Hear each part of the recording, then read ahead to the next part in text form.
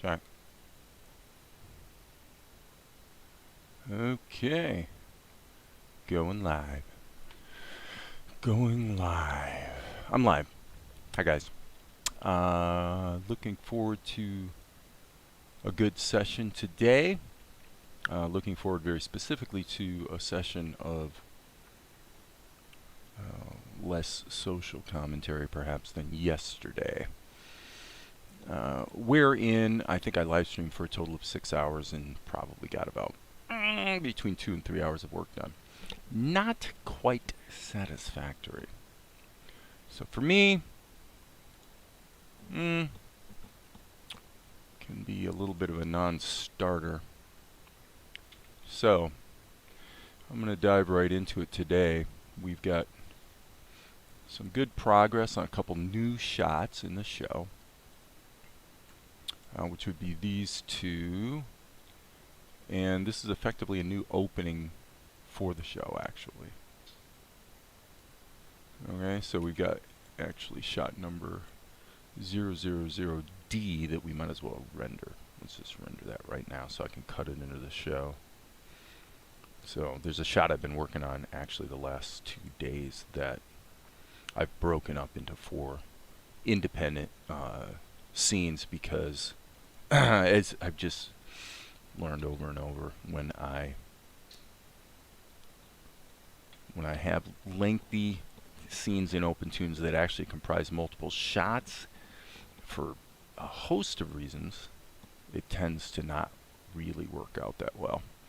And I always wind up wanting to pack it back into, or I should say unpack it into separate scenes. So I'm looking at my render settings to make sure that my render settings are okay. So I can go ahead and render this and cut it into the show right now, and then I can move forward from there. Hey Tom, how are you, buddy?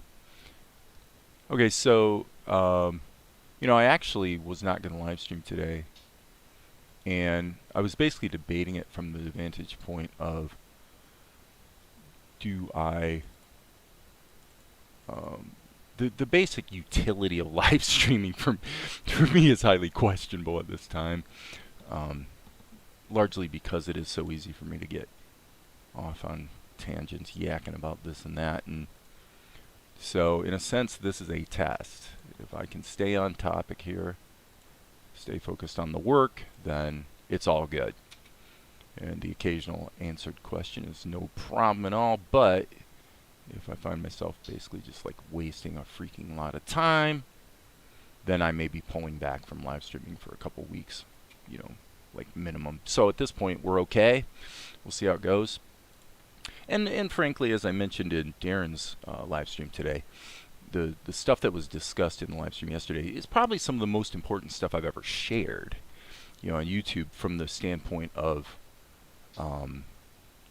just really good, let's just say, coaching and encouragement for creative people that really are trying to, figure out what they're trying to accomplish. So anyway, here's what we've got. At the beginning of the show, I've written a new opener that features Mel and Asher, because I felt that what we want to do is get the show moving with an introduction to our characters. And so this is an important scene because it needs to be of quite good quality. We need to get ourselves off on the right foot, so to speak.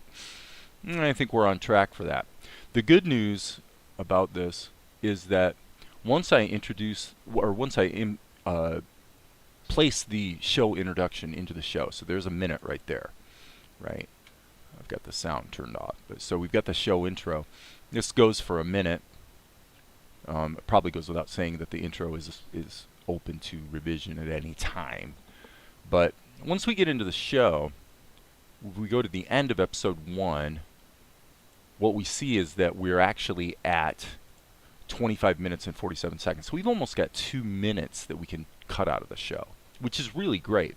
So what that means in practice is I can go through, and there's shots like this one, like this sequence here. I've already done this with 2 of the shots, but basically what I've done is I've taken 2 of the shots and set their playback speed, like this one, to 1.5 instead of 1.0.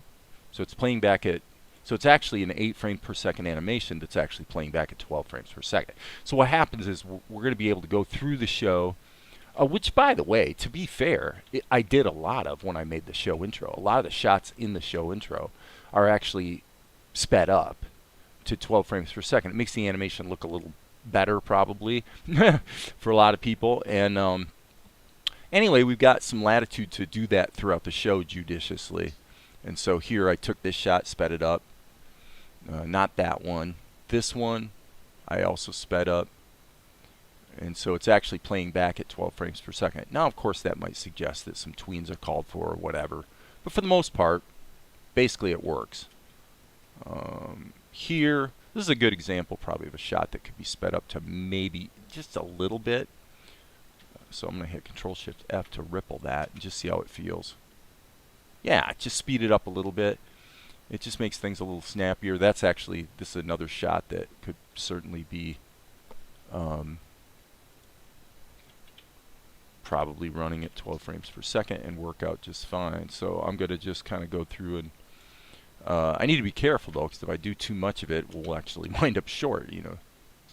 So, but it's cool because it makes the storytelling more brisk, and you know, arguably, right here, boom, when he actually approaches her, I would say that probably here we should set it back to 8 frames per second. So there's a little give and take involved. Let's just move this downstream, pull this out to where it gets out of the shot, and then smack it back together. Control-Shift-F to ripple edit, and there we go. So basically, we can just kind of get the overall quality up a bit, and the pace, keep the pace moving well, yada yada yada. And so that takes us back to here. So basically what happens in this shot, or this scene I should say, is we get through the introduction. Yes, sped up. Correct. Yes, Tom. Yeah. Basically, what I've found is the rule of thumb is that this animation that's 8 frames per second, at any time that I've ever sped it up to 12 frames per second, it still looks fine, and usually it looks better. Okay? So I've never really made the case that 8 frames per second looks better. It's kind of an economy decision, blah, blah, blah. So as we open up into this new opening for the show, what's going to happen in a nutshell is Mel is musing about something that he's been wondering. Asher mistakenly takes that to mean that Mel's been wondering about his own past. How did I get here? Because he doesn't know why he's been raised by Asher. He doesn't remember what happened when he was, you know, a year and a half old, or however old he was when he went to live with Asher. And there's a whole, you know, it's really important to the story of who Mel is and what his significance in the story is, as of course is teased in the show introduction, where Asher says that the best thing I ever did was take in this kid who turned out to be much more important than I could have realized, blah blah blah blah blah. Right? I think I think the black shape should be softened, made into a gray value. Yeah, perhaps. I mean, I'm not going to deal with that now because I just jumped ahead to just see how speeding up a couple shots would feel, and it works fine. Absolutely, those sorts of things are totally fair game. We're at the start of the show here. As I move forward, as I've been doing, I'm going to be ruthlessly. You know, this shot right here, for example, works pretty well because it moves fast. It's a montage kind of feeling. But just a couple days ago, I went in and fixed up the ink and paint on this character's hands because they look too, you know, they just look cheeseball, you know. And so, and of course, it is all opinion to a degree. Somebody might look at it and say, well, it's still not that great or whatever. You know, I don't know.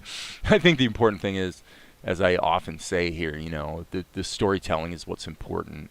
And the cool thing is, as I'm working my way through this new opening scene, which I definitely think will introduce the characters better, it also, I'm already starting to hear the music in my head. I'm hearing a kind of a that gets us into the scene, and then a little pizzicato figure that kind of does a little bit of a Mickey Mousing kind of thing. And So I'm starting to feel what the finished show is going to really feel like, which is a great, great thing.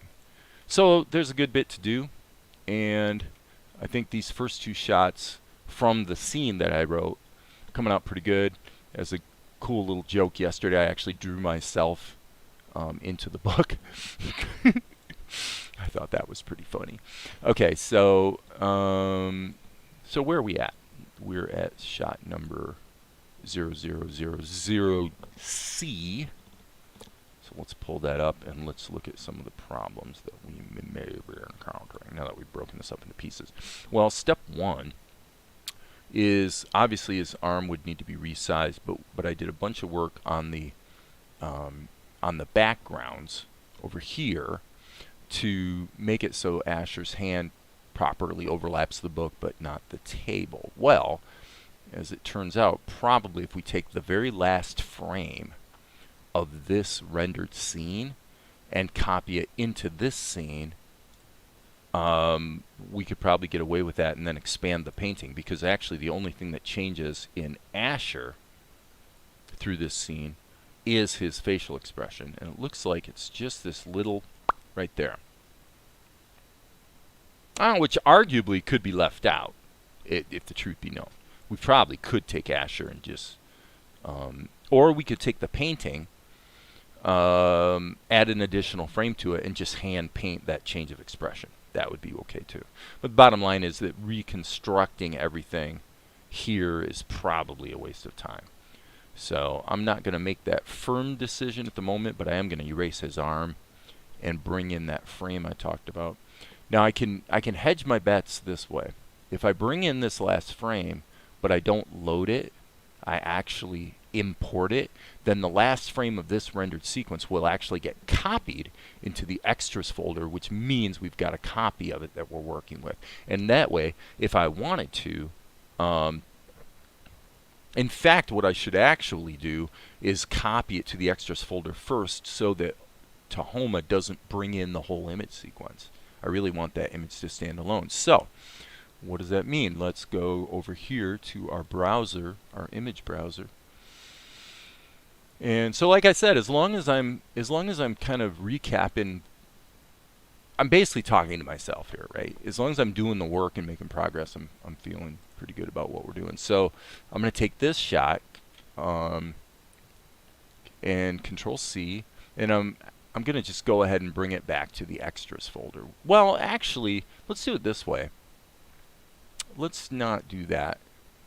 Just in the interest of keeping things compact, let's actually do it this way. Let's go to shot 00C, which doesn't exist yet. So let's go ahead and make the folder for Tahoma.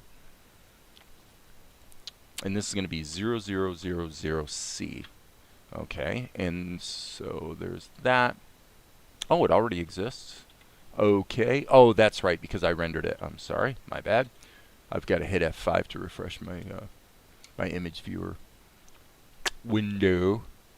All right, so hopefully the folders C and D will all of a sudden show up here, and there they are. Okay, so what we're going to do is we're going to copy that image into folder C, because that's an asset that we're going to use in shot 000C.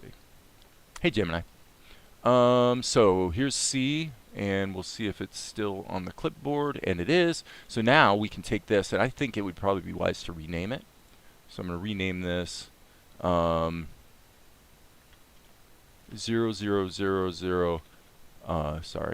0C Asher. That's a JPEG. Okay, and then what we're going to do is we're going to drag that into Tahoma, which of course you guys can't see at the moment. But if we jump back over here, okay, so now we've got Asher in the shot with all of his effects baked in, which is pretty cool. Okay, so now let's pull this up to here. And then what we need to do is resize this to match what we're trying to do in this shot. So I wonder if we turn the opacity down, if it retains that. Ah, it does. That's useful. Okay, so there we go. So now we can take this, and, you know, we just kind of save a lot of work here by just reusing the shot that was already done to our satisfaction. Okay, and now clearly this should be behind, And again, the case probably could be made pretty strongly that deleting Asher out of this shot entirely would make a lot of sense. So let's do that. Let's hit the E key, and we're going to do lines and arrows. We're not in selective mode, and all we got to do is go get rid of Asher. Okay. So now this is where he changes expression. So now I've got a choice I need to make. Do I want to make a duplicate? And I'm thinking I do. Unable to duplicate a drawing on a single frame level. Okay. There's a fix for that. Very simple fix. Let's do it this way.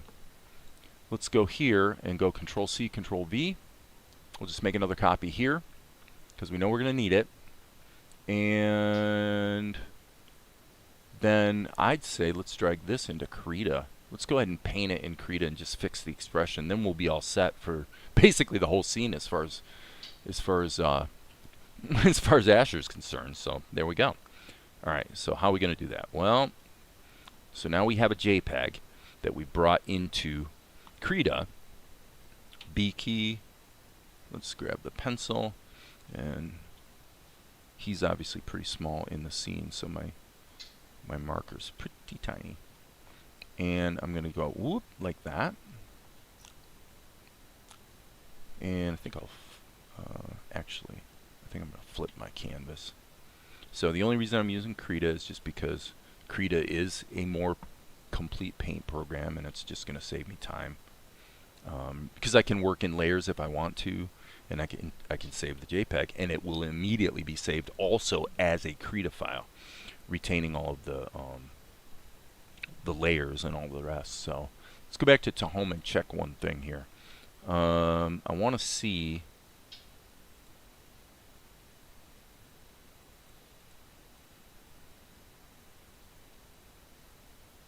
Okay, so yeah, there's a little change in his mouth as well. So, but that's no big deal.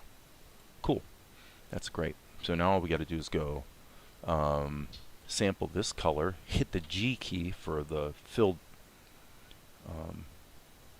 the freehand path tool, sample that color, hit the B key, and there it has taken me all of just a couple seconds to recreate what I was doing in the Toonz raster level. So now I'm going to hit the G key again so that I can just paint in this shadow. And of course, Krita always with the freehand path tool defaults to curve mode, which means it applies smoothing, which, as I've said here in previous rants, there's never been one single time ever that I have found the curve interpolation on the freehand path tool to actually be desirable. Not once has it ever happened. So I'm a little snarky about that. But that took care of what we needed, so I'm going to save that. Boom. I don't need to save any layers or anything. We're good to go. Come back over to Tahoma, and now all we have to do is drag the painting, that second painting I just made, drag it into Tahoma, and now we have solved the problem of, okay, now that's interesting. That's really interesting. What the heck is that? Okay, let's go back here. Let's look at this. Look at this. Okay, so there's what we're doing. That's what we're working with. And I dragged it in here, and now what I'm seeing, I don't know what the heck I'm seeing.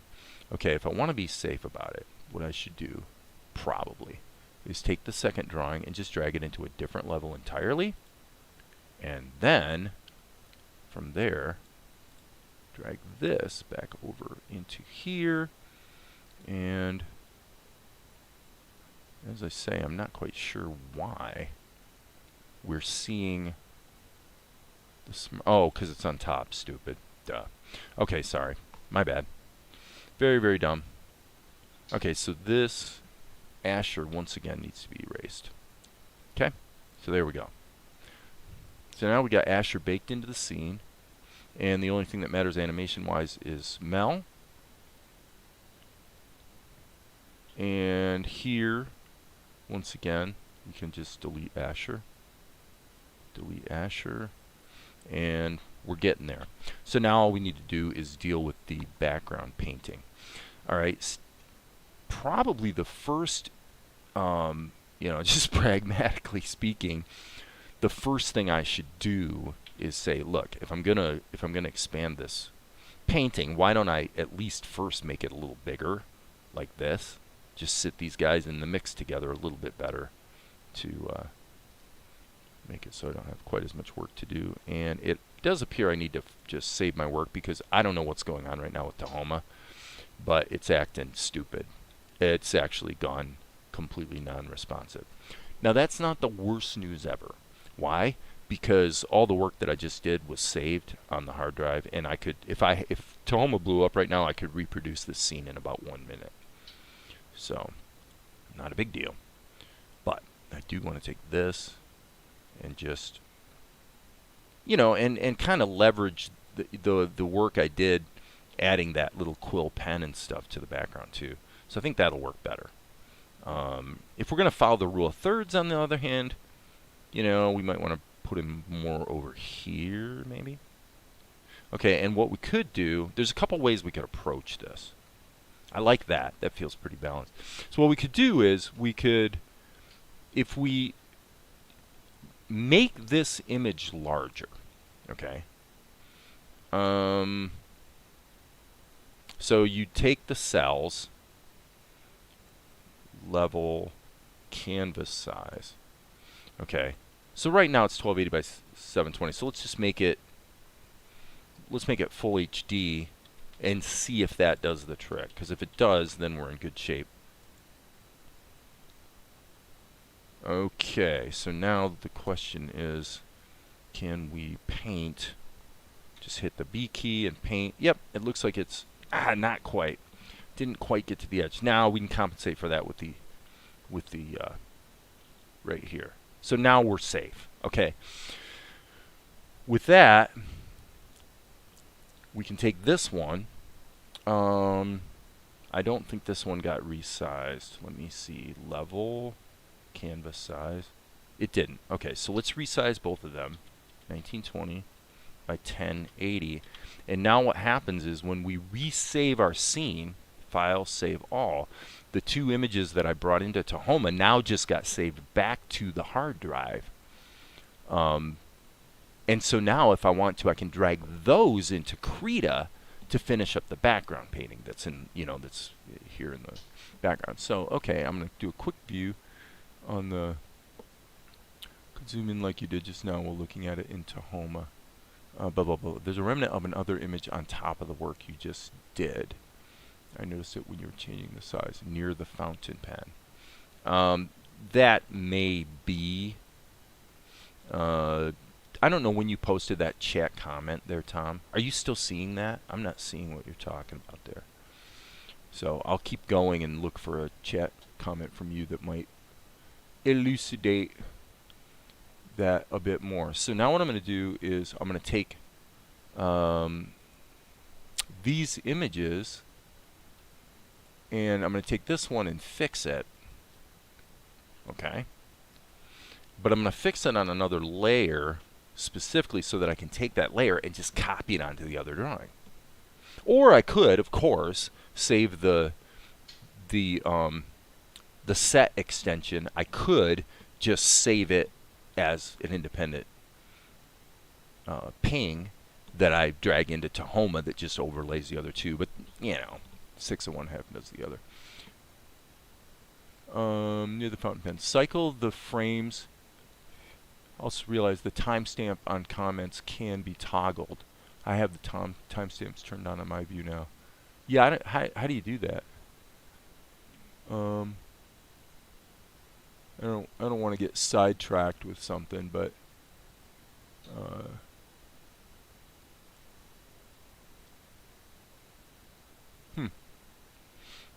you know, not a big priority. Okay. So one thing I do want to be aware of here. 3 dots in the top right of the comments area. Okay, right here. Toggle timestamps. Okay, it's on. Very good. Thank you. Appreciate that. All right, so cycle the frames through and look for the shadow image there. So you say, when you're saying cycle the frames through, are you saying here? Oh, I see what you're saying. I know what you're talking about. You're talking about that right there, aren't you? Yep. Agreed. Well, let's solo the layer. So for me, that's the tilde key.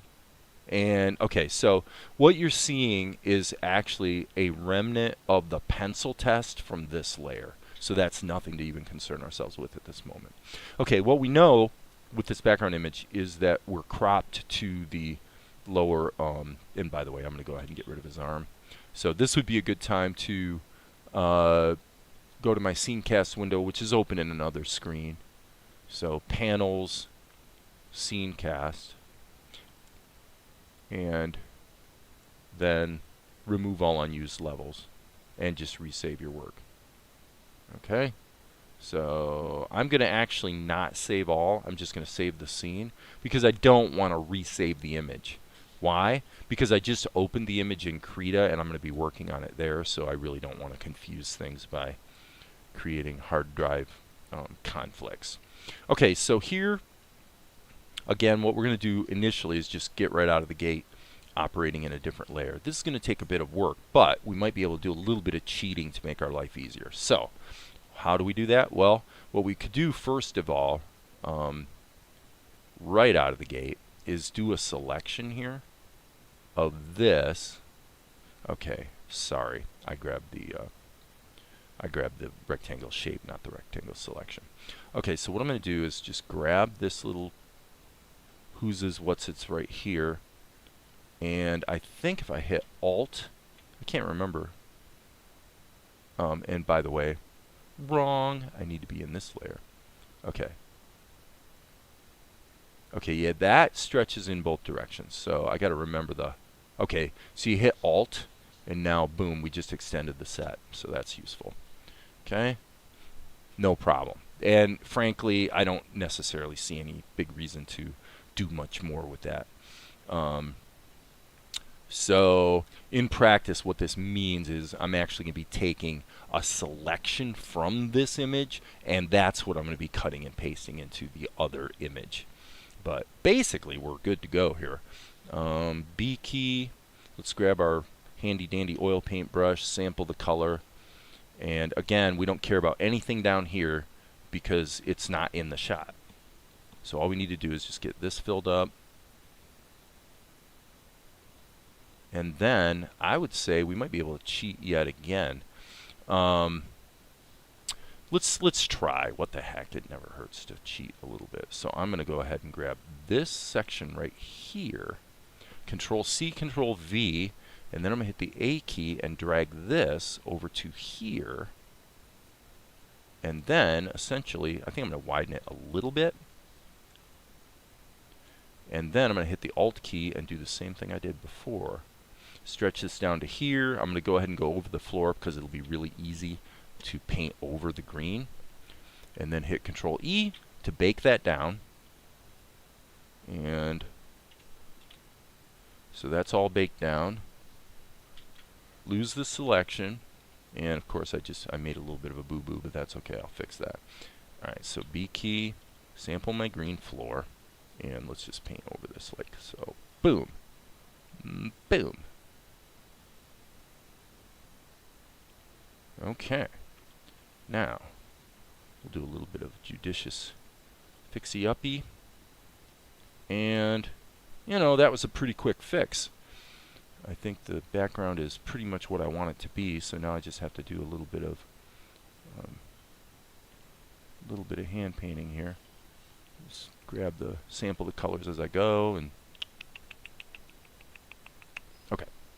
So now this part could probably be blended a bit. But all in all, seems like that was about what we were looking for. So now the only question probably is, do we want to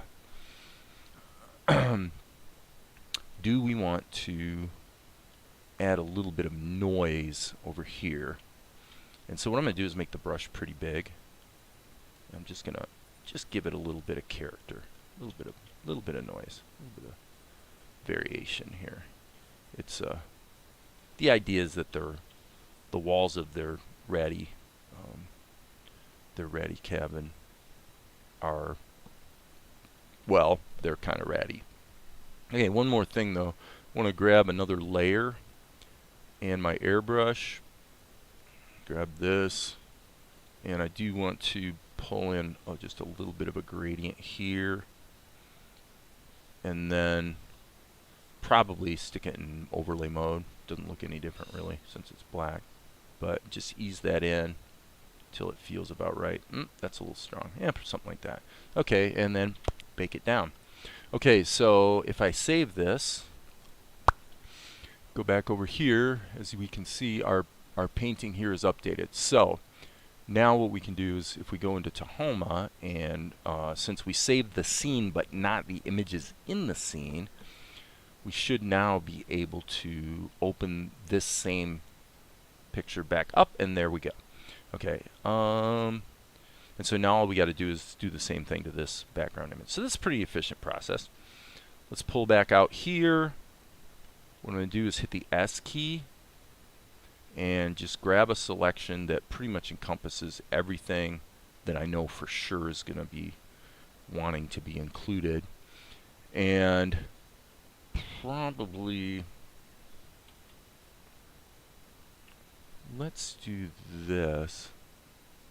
I don't remember if I can actually cut and paste from one Krita file to another. I can cut and paste a layer, but I'm not sure about cutting and pasting a selection. So let's find out.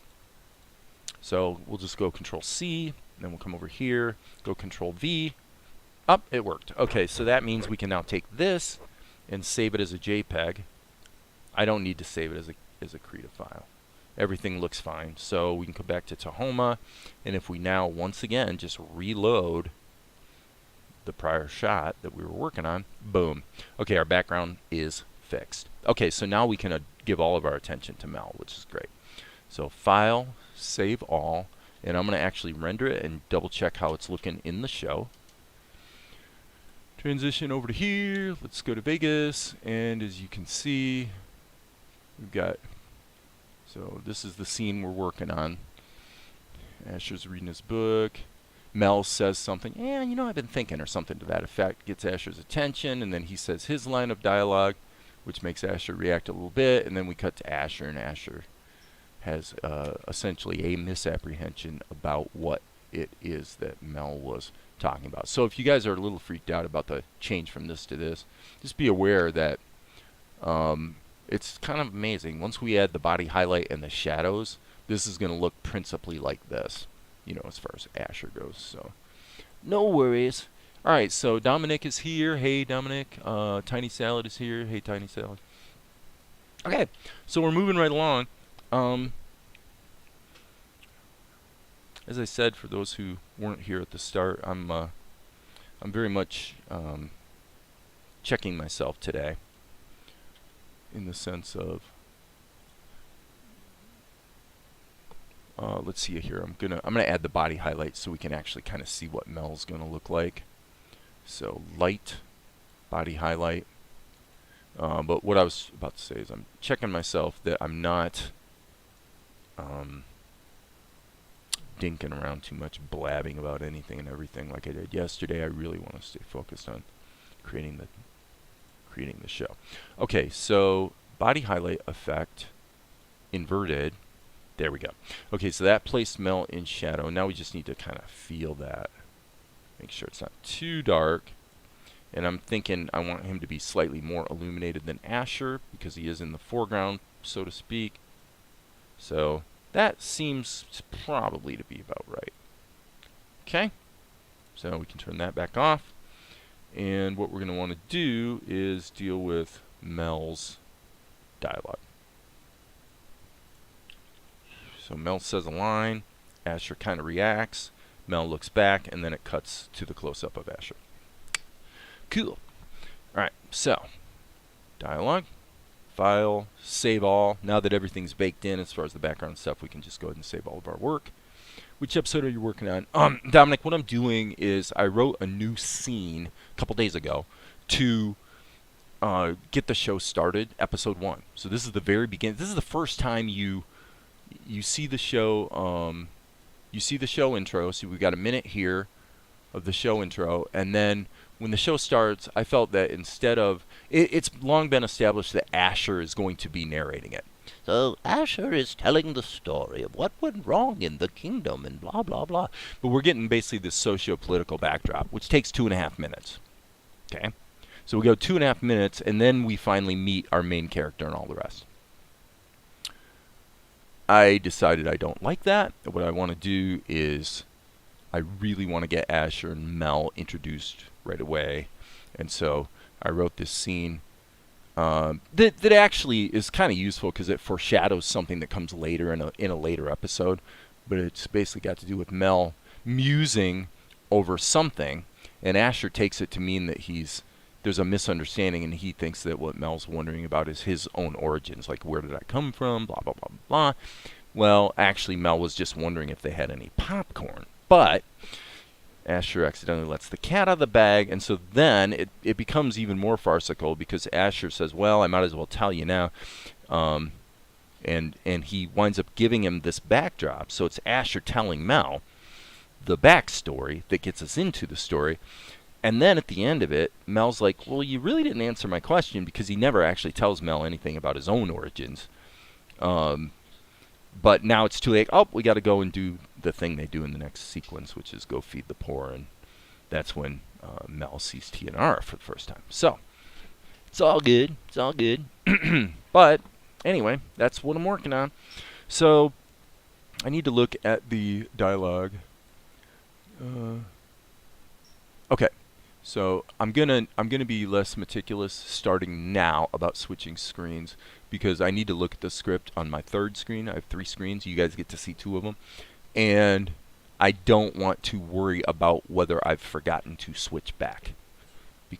Especially because the script I'm looking at is covering up OBS and the chat window. So I don't know if you guys tell me, hey Dave, you need to switch screens. Right? So I'm going to leave it on Tahoma for the moment. So when Asher's reading the book, he hears Mel say, you know, there's something I've been wondering about. Something that's been bugging me. And that...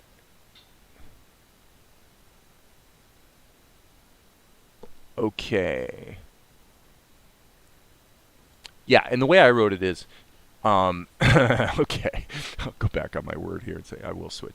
Because what happens is... he's like, something that's been bugging me.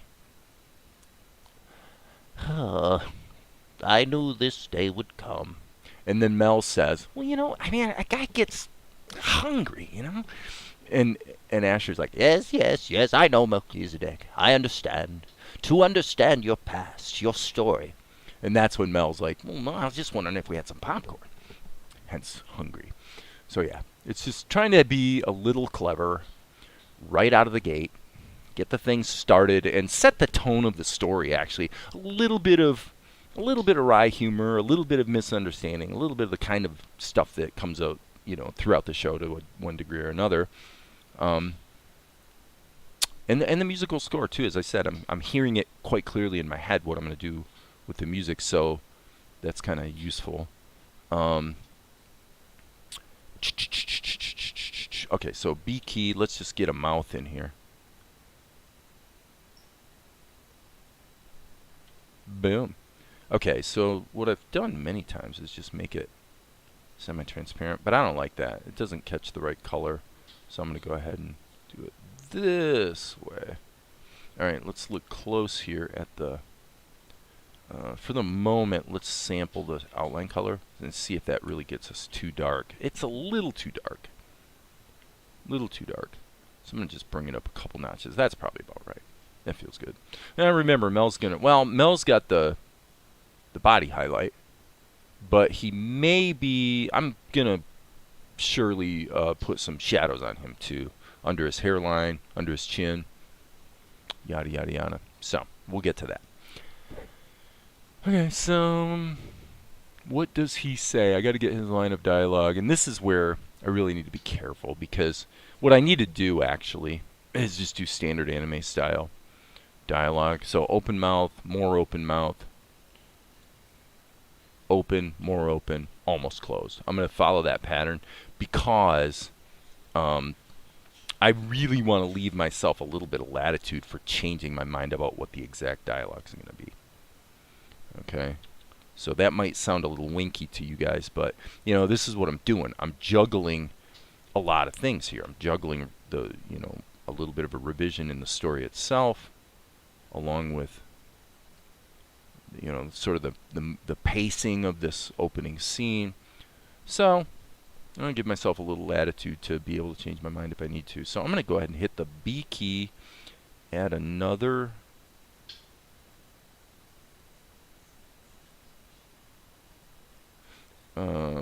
frame, and I think it would probably be prudent to punch that narrow. So yeah, that works. So we're going to go like this, like this. So this is what I mean by anime style lip sync. I'm not doing phonemes. And for those who have a cow about that, the purists out there,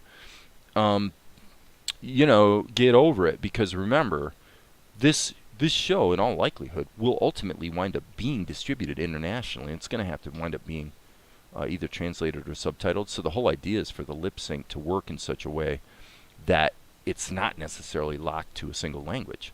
And then they've got to do that in Japanese anime all the time, right? So,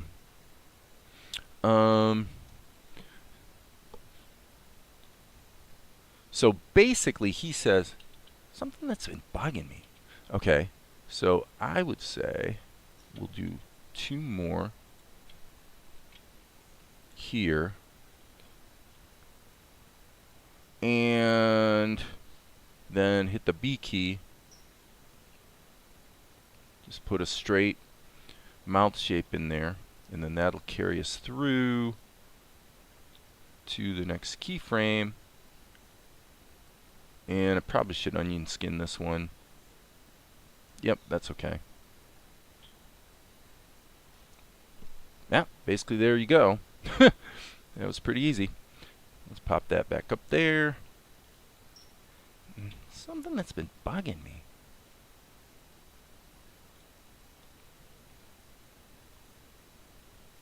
Yeah, okay, cool. Let's do the shadows. Boom, boom, vector level. And I better check my screens here to make sure I'm actually on the right screen. Okay, I am. Alright, so hey Max, you need pinkish color for the mouth. You could use tetra variation of basic skin color. Lip sync on that low frame rate is just open, close. Yeah, I'm going to graciously disagree with you, because the way the lip sync's being done on this show is really well established through the whole show. And I'm not going to go in and change it now. It works. You know, it definitely works. So you could put a pink, you could put a tongue in the mouth. You could obviously do phonemes. There's so many things you could do. What I was doing for a while there was just going to a dark but slightly red color and then making it semi-transparent. So pick your poison. All right, B key. Pick your poison, friends. It's all good. I'm just going to go ahead and smack in the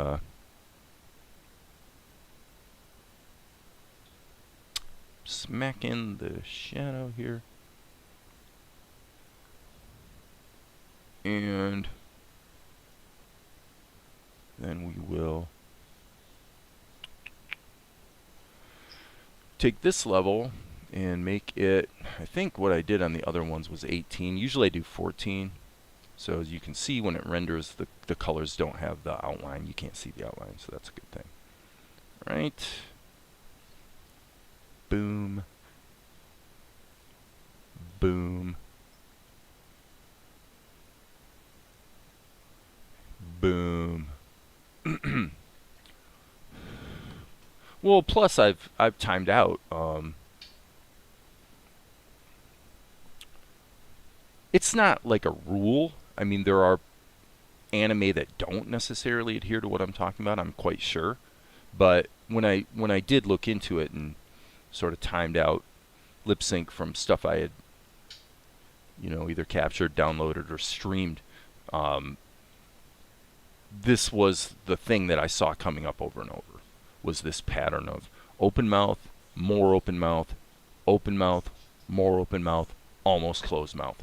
And you would just see those 5 cycles, and I'm doing it 2 frames at a time for each one.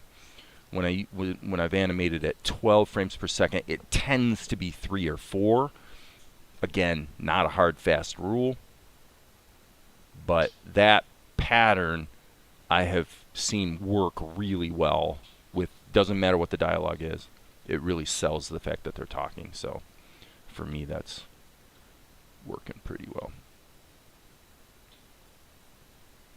It's not necessarily optimal insofar as lip sync goes. It is optimal insofar as lip sync that you know is going to be translated into multiple languages. So there's a question of priorities there, I suppose. Not bad.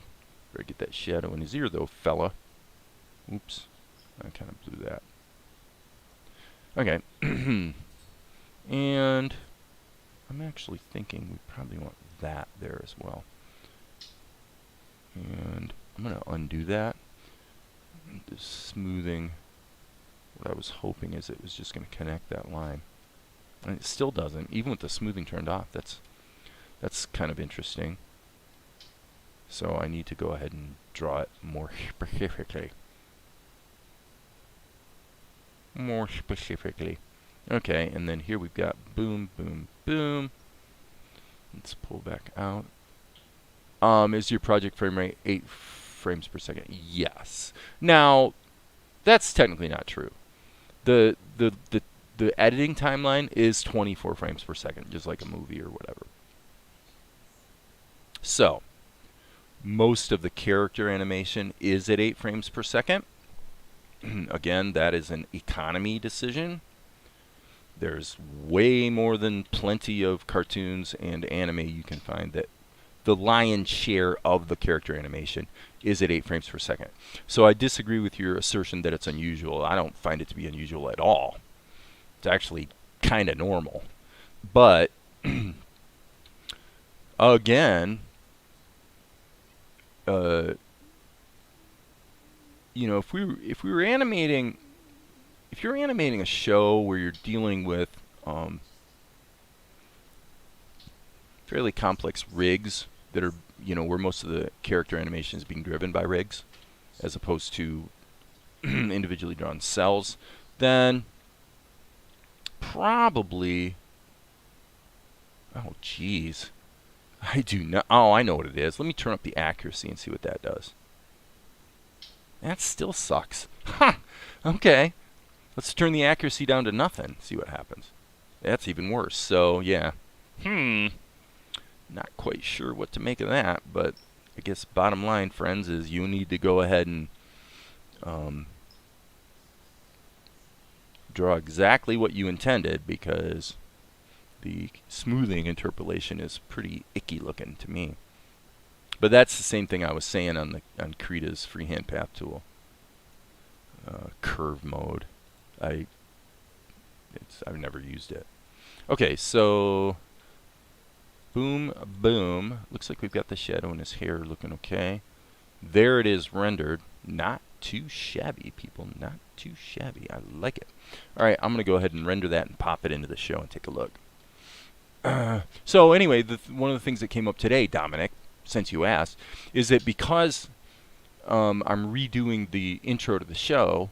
Well, I'm not redoing the intro. I'm redoing the opening scene. I'm adding our main characters to the opening scene so we get acquainted with them sooner. That's basically what's going on. Okay, so because of that, not only are we adding this new scene that's probably going to consume a minute, but in addition to that, we've got 1 minute of the show introduction. And so that means that our show, if we look at our time here, oops, got to get to the right screen there, Dave. Okay, if we look at the timing here and say, okay, let's assume this scene's actually going to take 1 minute. Okay, everything we're going to do with Mel and Asher is going to take a minute, let's say. Well, if that's true, then here's what we're dealing with. There's our minute, okay, and there's our introduction. So now we go to the end of the show, and guess what? We are at 26:07. So we're actually 2 minutes too long. So that means that there's a lot of shots in the show that were animated at 8 frames per second that I'm going to be able to speed up to 12 frames per second in order to just, it'll smooth out the animation. And by the way, just for the record, every time I've done it, it's looked good. It's never turned out to be a harmful development. It's unusual to have the program on 8. Right, and my program is not on 8. So the character animation's on 8, but what you see then is, for example, here, just like in any anime you might see, when the camera pushes in here, it's pushing in at 24 frames per second, so it's a smooth push. Now, granted, here it isn't, and that's because that first push was actually baked into Tahoma. Probably not a great choice. It probably would be better to re-render this without the camera move, and then just do an animated crop. Would probably look better. Hey, Amar. Okay, so all right, Max is sticking hard to his assertion. So, all right, Max, because I love you, man, I'm going to go in here and I'm going to give this a try. Okay? So, let me see here. Where the heck does Tahoma give me the ability to deal with hex codes? Jeesh. Got large thumbnails. Let me see here. Somebody might want to chime in because I have not used hex codes to cut and paste colors in here in like forever. Ah, there it is. Okay, found it. Okay, so you win. What happens if we put RGB here? Oh yeah, I used to use that once in a while. Frankly, I'm definitely not a big RGB guy when it comes to color selection. I find HSV is way more useful. But okay, so okay, Max, I'm gonna grab your hex codes and give it a try. All right, buddy. Just because we're friends. All right, so I'm gonna put in hashtag, and there it is. And come on now, come on. Did that work? Let's try that. Enter. Okay. Dude, you know, it sure looks to me like it's pretty much the same color I already had with maybe a tiny, tiny difference. But, okay. So let's smack in this one. And that's a little dark. I prefer the first one. The first one's pretty darn close to what I had, so I'll go with you on this. I'll go with you on the color. I don't care. It looks the same as what I had with such a difference that's so small that no one would ever notice it anyway. So there we go. Fine, fine, fine. So, okay, so hello, Amar, and Tiny Salad says good morning, but he doesn't realize that for Amar it's almost 4 o'clock in the afternoon. So, okay, guys, let's render this. Boom. And let's pop back over to the share and see how things are flowing. So one question I did have is putting an establishing shot of the of their domicile. But yeah, I mean, basically, right? Am I right? This is working. So what does he say? Let me look at the dialogue. So he's reading his book and he hears Mel's voice. You know, there's something I've been wondering about. Something that's been bugging me. Oh, Mel. Okay. So here we go. Back over to Tahoma. Close CST here. Close. Oh, yeah, that's right. I'm sorry, I forgot. Chicago area central. Yeah, so you're an hour behind. 10 p.m. in Germany. Yep, sounds about right. Sounds about right. I think my my friend Kadi in Wuppertal, I think she is 5. She's either 5 or 6 hours different from us. I think 6. I remember correctly, because I think Darren's like 5 in England. Okay, so this has been rendered, and we might as well open up D and just keep rocking here, people. So here we go. File, open recent scene file, and it's going to be 0000D, and we'll save all, and then see what kind of horrible misfortune we're going to have to deal with here. Let's find out. Actually not much misfortune. It looks to me like we just need to put in some shadows and effects, and maybe color his beard. So, okie dokie. Trying to finish your Rich Dad Poor Dad book. I had it for ages. Yeah, that's Robert. What's his last name? Kimasaki or something. I'm not a big fan of that guy. Not a big fan. Rich Dad Poor Dad. Not a big fan. You know, there's a few people out there on YouTube who have some pretty strong opinions about all things economical. And what I find, and I say this as a guy who's active in the stock market, and what I find is that they always seem to give you news and warnings that somehow benefit themselves pretty explicitly. Just something I've noticed.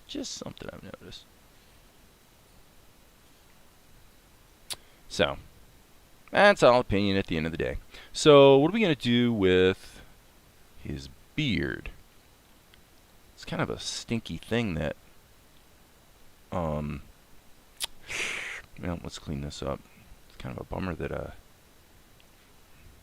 his head moves pretty uniformly, and I kind of wish I'd gotten the beard baked in there, because I'm going to have to match this. So if I got to match it, then what I want to do is grab this color, and I want to actually,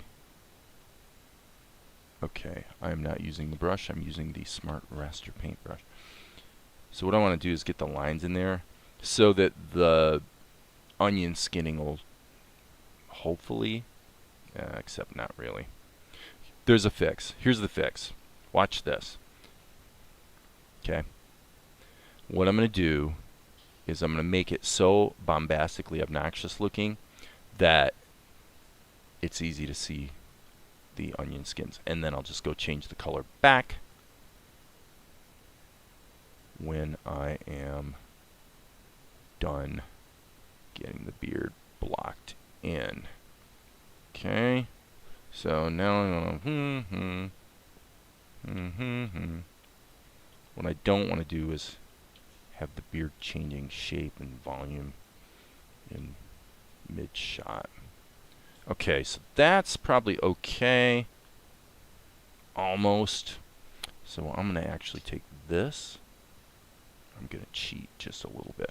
Control C, and then I'm going to go S, Control V, and then just modify this a little bit. Hit Control, just stretch that in just a little. I'll probably have to close the gap.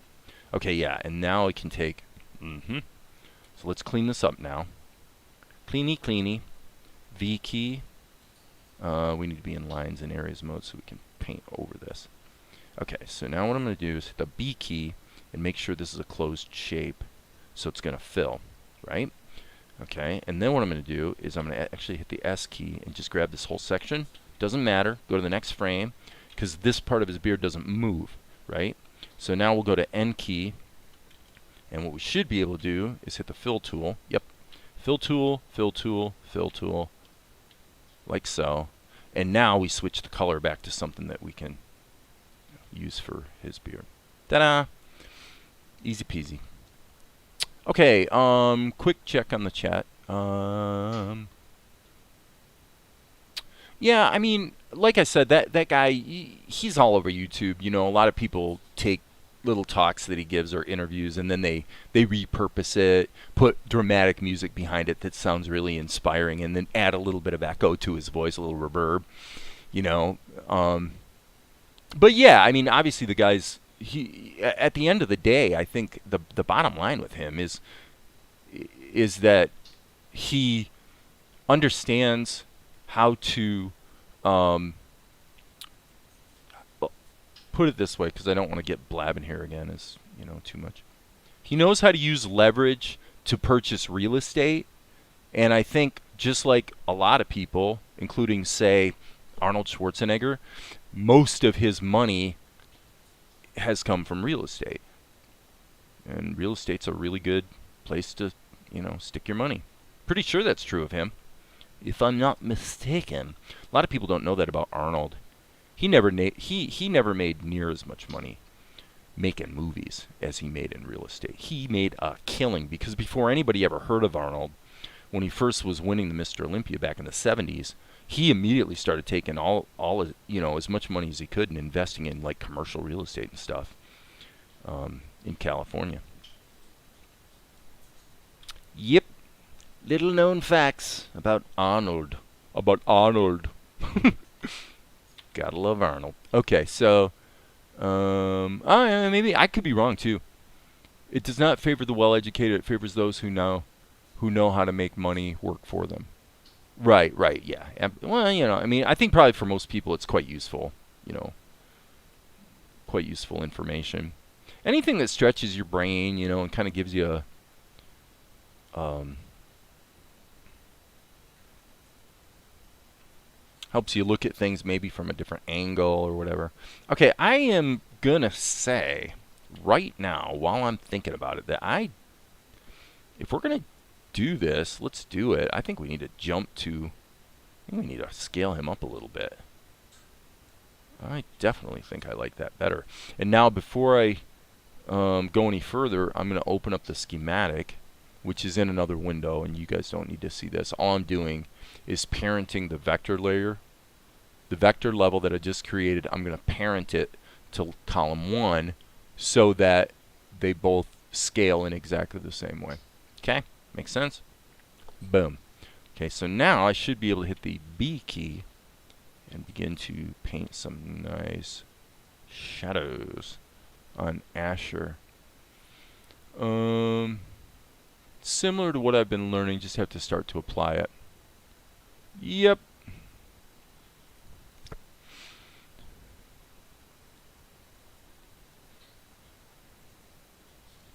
Well, the hardest part, I think, for most people, the biggest, there's so much you could say about wealth building and as a man of color in an urban center of the United States, I'm guessing maybe you're kind of familiar with some of the steps that were taken back in the 60s and 50s when people were moved to the suburbs, when people were moving to the suburbs.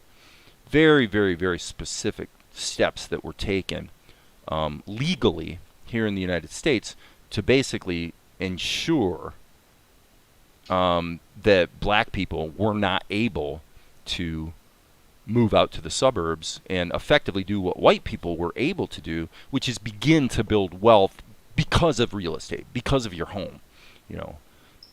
There was a very concerted effort back then to prevent people of color from building wealth through home ownership, and it pisses me off when I think about it. It really makes me mad. But hey, that's me. Stuff like that gets under my skin in a big way.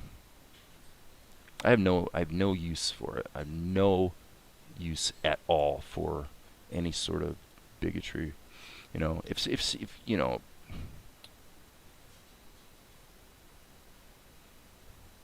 like I said, I'm not going to get off on a tangent here. It's a real danger. I will talk in the voice of Asher.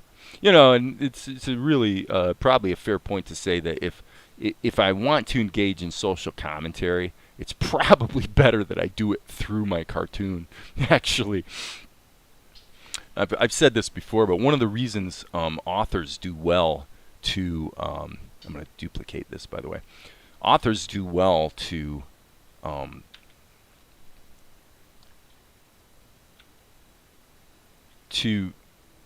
make their political opinions known through stories, for the simple reason that it forces you to get acquainted with the opposite point of view, with the point of view that is not, whatever your agenda is, That's a good thing. That's a healthy thing. Guess I didn't gain much by duplicating that, did I? Oh, I really didn't. But that's okay. We're just working. So, okay, I see. We've got definitely quite a substantial shadow here. That's one reason I love our neighborhood here in Fort Wayne, Indiana. We're on the south side, and it's such an eclectic neighborhood. I mean, we've got there's at least 4 gay couples in the neighborhood. There's people of every shape and size and color you can imagine. It's really a cool neighborhood. Very eclectic, as I say.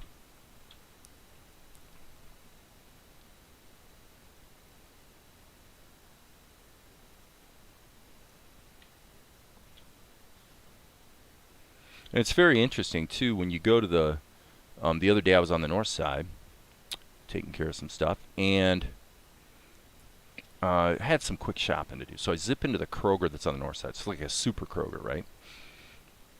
Not commenting one way or another about Kroger as a place to shop, because we have a Kroger that's within walking distance of our house that, it's fine. You tend to pay a little bit more than you do at Walmart, let's say, but basically Kroger's fine. But the super Kroger on the north side is like so inundated with, because the money's on the north side mostly, for the most part. And so this Kroger, the super Kroger, it's like everything's, smaller packages, labeled organic. It's like everything is really targeting, I don't know, yuppies or, single people that have nothing but money to burn kind of thing. It's just a whole different vibe. And, Walmart doesn't make any bones about it, that they price products differently depending on the community that the particular Walmart serves. So the same thing will cost something completely different at a different location. So I guess that makes us lucky since we're on essentially the poor side of town, which usually the south side is. I don't know quite why that is, but it seems to be the case. We tend to get better pricing when we shop. Okay, so that's why you brought up the LLC and the S-Corp last week. Right on. The gentrification and empowerment zones. Yeah. It's part of America's legacy. It really is. Yeah, so you're completely familiar with that, I'm quite sure. But that's right. It's a really good, it keeps your kind of moral compass on straight if you get opinionated through storytelling, for the reason I said. It really does force you, if you're going to do a good job. If you're going to do a crappy job on your story, then you don't have to do any research, right? You can just pontificate about what you think everybody should just accept, which is basically the problem with a lot of Christian movies traditionally. They preach to you this incredibly simplistic, mythology, which, and I say mythology because it really is irrelevant whether the mythology is true or not, actually, in the sense that, it still functions as a mythology. It's a story that people accept some parts of and other people reject certain parts of, right? That's designed to bring you around to a certain way of looking at the world. And when that storytelling, again, not a term of derision, just calling it what it is, when that storytelling is done poorly, it usually doesn't take much pains to accommodate the opposing view, and so you wind up with storytelling that's overly simplistic and kind of insults the viewer. It's one of the things I absolutely regret in my own filmmaking, is that when I was living the life of a white evangelical Western person, and this is the audience I was serving, admittedly. I mean, the audience that was watching my films, this is what they wanted to hear, because you're preaching to the choir. So yeah, it's the one thing I do regret in my filmmaking, is that Actually, not so. Fortunately, the two movies that are most successful, that's not so true. It's not too heavy-handed in Healed by Grace, and not at all in the sequel. So I'm glad for that. But yeah, I definitely regret being a little heavy-handed with some of the theological perspectives. Okay, so I'm gonna hit the B key, or I'm sorry, the D key, and see how this works. Well, I guess, yeah, kind of sort of make it work. So I would call this session today successful so far. And the reason it's successful has nothing to do with the... whoops. I probably shouldn't have erased. Let me see here. Yeah, I really didn't want to erase that one.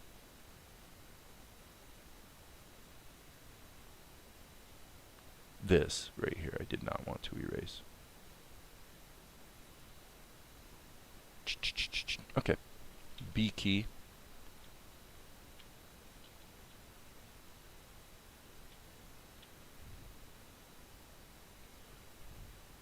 So yeah, people find that a little confusing about me. Whoa, a lot of comments here.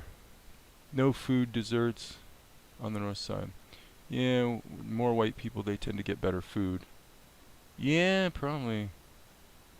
Your shadows are adding an extra black line onto the shadow. No, they're not, Amar. They look like they are when I'm drawing them here in the fast view, but actually, it turns out that even... See, normally when I do the shadows, I have a thickness of 0 on the shapes for that very reason. But it turns out, if what you actually do is render the shadows by making the column, the level, semi-transparent, which is what I'm doing, it actually flattens it out and resolves it to a flat color. So as you can see when it renders, you don't have that problem. So yeah, I know exactly what you're talking about. And nope, it's not a problem.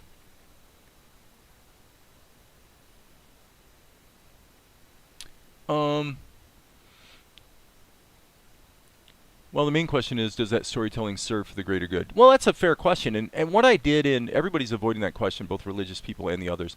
Of course, Max, you would have to watch my movies to decide if you think I succeeded or not. One of the things I think I did well when I wrote Healed by Grace was that the real angst and the real problem and solution in the story really had to do with the main character, Riley, having to cope with a really major life change. And, you know, what does that mean? Now, it's a little cheeseball because there's a love story woven into it, okay? But it wasn't like Jesus rode in on a white horse and saved the day. Not at all. I mean, we really dealt with the trauma, a traumatic brain injury is what it was really about. And I think in that sense, the movie succeeded. I think I did my job. In Healed by Grace 2, it's even less heavy-handed because it's really about a dad. The sequel, okay? So you can watch it here on Encourage TV YouTube channel, right? That's my distributor, Bridgestone Multimedia. But the sequel is about... There's a minor character in the first movie called Goff, and he's kind of this rough character. He's like a horse trainer guy. And I thought it would be fun, because Larry, the guy that played the part, is a friend of mine. I thought, you know, let's give this movie to Larry, right? That's what I was thinking. So when I wrote the sequel, the whole idea was to actually have Riley be a minor character and have Goff become the main character. And so it's really Goff's story. And the idea is that when he was a young man, he was out doing the rodeos and things like that, and he really, really, really neglected his family. And so his adult daughter has a lot of bitterness against him. And that's really what the movie's about. Is it possible for two people that have been estranged for, 30 years to find some kind of middle ground that gives them a little bit of a basis on which to try to rebuild a relationship? That's basically what that movie's about. And I think it did succeed. The scene where Brandy and her father, Goff, finally confront one another is a real it's a heartrending scene because the emotions that are expressed are very, very authentic and honest. It's not a cheeseball situation, and it's really pretty touching when when this crusty old guy literally gets down on his knees to beg his daughter, give me a chance. And it isn't a cheeseball romantic kind of thing. It's like an old man, an old broken man who just doesn't know what to do, and he doesn't know what else to do, and he just kind of falls down on his knees kind of thing. It sounds stupid when I tell it here, but when you watch it, it's like actually pretty impactful. So, of course, that's my opinion.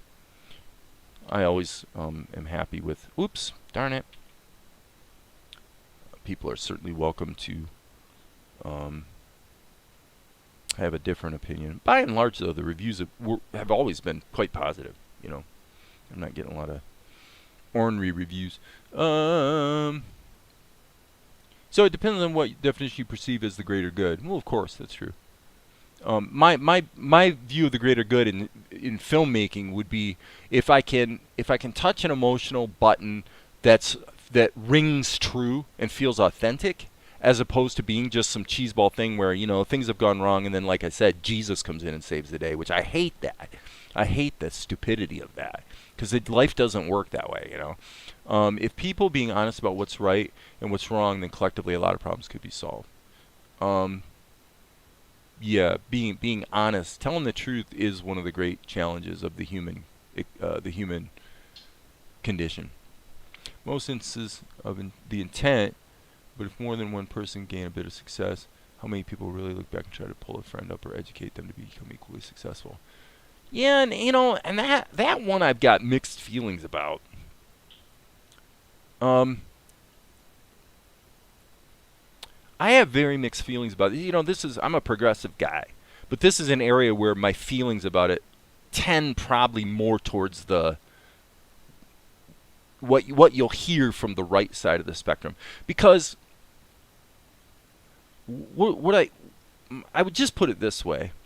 Generally speaking, okay, let's put it this way. There are situations in life where there are real, serious, genuine barriers. Okay, like the thing we were talking about in the 50s and 60s with houses.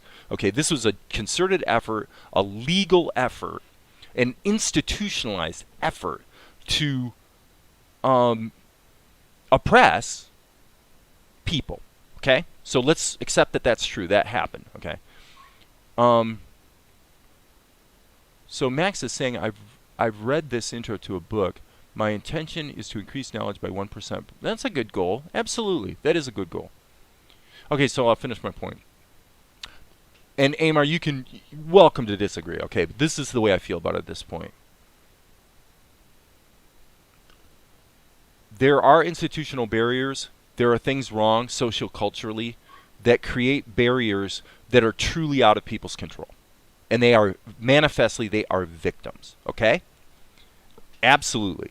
Not saying they aren't. However, what I have found in the real world, in most cases, especially today, usually when people's life doesn't turn out quite the way they think it should have, it usually turns out, if we're all honest, as you say, that it was mostly their fault. It was mostly the choices they made. So sometimes there are these externalities that victimize you. But usually, it's not. Usually you can look back at your life choices one by one, and if you really unpack what you actually did with your time, it turns out that probably you pretty much got what you asked for or deserved, etc., etc., etc. So not saying that's always the case, but I think most of the time it turns out that's actually the truth. And I say it because if you don't accept that truth, I think it is true. And if a person were resistant to that truth, then what they're going to tend to do is they're going to point to all these externalities to defend themselves as basically a ready-made excuse for not facing the real truth, which is probably most of it was their own fault. Does that make sense? So, in other words, this whole thing of, not available in your country. You know what, Max? I will, do you have Amazon Prime? Because it's on there too. Wow, that's a stinky deal. I did not. I'll have to ask BMG about that. It could be that because the film is distributed internationally, it could be that on a country by country basis they have to um, limit the availability through YouTube. That sucks. I did not realize that. Okay, the first one's available, the second one isn't. You know what I'm going to do? I am going to actually send an email to my film distributor right now, literally in real time, and say, so I'm going to say, hey, Dave, that's his name, Dave, can you check YouTube availability of Healed by Grace 2 in... Max, where are you at? What country are you in? If you don't mind saying. Are you Germany? Can you find it in torrents too? Well, that means BMG's done a good job of keeping people from pirating it. But if you can tell me what country you're in, I'll tell Dave that Healed by Grace 1 is available in your country, but for some reason, there's really no reason that 1 should be available but 2 isn't. That's a little strange. Unless there's one possibility.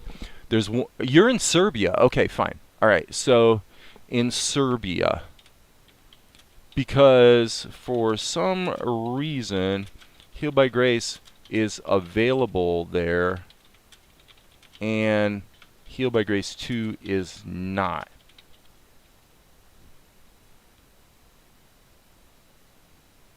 Okay, so what could be going on there is that before the movie was handled, Healed by Grace 1 was always handled by Bridgestone, and Healed by Grace 2 was not for 3 years. There was another distributor I was working with who did make a certain number of international sales, and it could be that they made a sale to Serbia, and so that effectively when BMG took over the title, they were locked out of making it available in Serbia because it had already been sold to a third-party distributor who was just handling Serbia. So that could be what's going on there, but I'll find out. To be successful, as they say, there's a level of being uncomfortable. Correct. Right, Amar. So, yeah. So I think we're on the same page here, basically. By taking the cynical view that I've expressed, it puts you in an empowered position where you can basically at least have the best chance of taking full responsibility for your circumstances going forward. You know, we've all got crap that's happened in life, little setbacks or whatever, and we have to deal with them, you know, and that's reality. So let's see, B key. I want to make sure we get this shadow in there. Okay, and no, this is a good session because I feel like it's kind of fun talking about these things, but I don't feel like it's keeping me from getting the work done. So I call that a victory. Because I'm basically not going to be live streaming. If I can't keep chugging forward on the work and the blabbing is all keeping me from doing so, then I am going to stop live streaming, at least for a couple weeks or something. I'm going to go on a definite diet. So we're okay though. All right, so now I need to look at the background situation. Let me jump over here. Guess what I'll do is put this on the live preview so that I don't have to switch screens. So we've got this background, and basically if we put that in there defocused, I think that would do the trick because this is a close-up. We just want to get a little bit of a sense of a gradient there. So what does that mean? That means go to well, where I guess I will switch over here. I assume that the background paintings I did are probably here in the extras folder where Tahoma saves them. So let me see here. So I'm just where are they? Not here. I'm looking for red. That one doesn't quite do it. Oh, nope. That's not it either. Doggone it. It's the only problem with everything being thrown in the extras folder is you have to sort of scan through and eyeball it. Okay, so my guess is that I actually saved it. I just don't remember. I might be moving too fast here. I don't remember if I saved it in the scene assets. So that would be here. Up, there it is. That's what I was looking for. Okay, cool. So now there's the background image. The giving pledge. I see. Tom, there was something the ultra wealthy were singing a few years ago. They'll donate most of their wealth in their lifetime. Yeah, I remember that. These are little, there's little trendy things that kind of go around, and some of them are pretty cool. Some of them backfire. There's always, in the Christian world, there's always little terminologies surrounding it too, like, pay it forward. People like to talk about paying it forward instead of paying it back. It's all good. Okay, so now what we're going to do is we're going to take this. Well, okay, boo-boo. We got to push this all the way up to there. And then extend it down to here. And now, without a doubt, I don't mean to be too cynical about my Christian background. It's just that I've said it here before. I do still identify as a Christian, although a very unusual type of Christian. But I definitely am not on board with much of the... I believe that the Christian subculture in America, in other words, the social club that we become part of, generally, in terms of people becoming better people, actually does more harm than good most of the time. That's my opinion, and I don't want to try to unpack it now why I feel that way, but I feel actually pretty darn strongly that that's the case. And there's a lot of unpacking one has to do to sort of show clearly why and how that is true. Because it's not clearly, it's not evident because there's lots of people that are associated with the church that do very good things, Let's see here. So I'm taking this drawing, which is column 1, and what I'm going to do is I'm going to put a blur on it. Just a little bit of a defocus. Yeah, that works. That works. So let's go Control R and see how it looks in the show. Okay, so, well, if we want to be honest, in Europe, nobody wants to live near gypsies. So there have been natural segregation for at least 500 years. It just went to the U.S. naturally. I agree. It's been studied, and a white man sees a 17-year-old black man walking down the street, and it's getting dark, and that white man or woman feels a little nervous.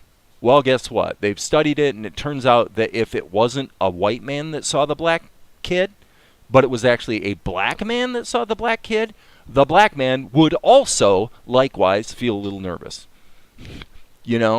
It's probably, let's face it, if we're going to look at it completely clinically, here's the truth. That's really, really stupid 99% of the time. The 1% of the time that the guy that scared you is actually dangerous for some reason, all of a sudden it's not, so silly. And the problem is, all it has to do is go sideways one time, and all of a sudden people begin to have the prejudice. It's perfectly natural, to a degree. If I could create the next light bulb, internet or innovative app that could turn into $1 billion business or multiple businesses, you do so to help others. Right, I get it. And I get that was your point. The only thing I can say, when somebody says something like that, the only thing I can say to that is, what are you doing to help others now? Because I happen to think that by and large, if you're not doing it now, you're probably not going to do it later. Because money's not going to change you. Okay? So maybe you do. Maybe you give time to others, or some charitable, whatever. Like my daughter and her husband, they before COVID, they would tutor youngsters that were having school challenges here on the South Side. So I would babysit my grandkid while they were tutoring typically minority kids that were like maybe 9, 10, 11 years old. That's cool. That's super cool. Nothing wrong with that. It's all good. Yeah, and no problem with being late, Maria. We're just doing what we're doing. Okay, so here's the shot all edited together, it looks like. So we've got Asher. He's mumbling to himself. He hears Mel. Reacts. Mel says his line.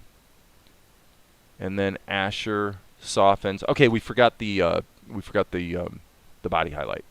So we're almost done actually with this whole sequence, which is great. So we need to take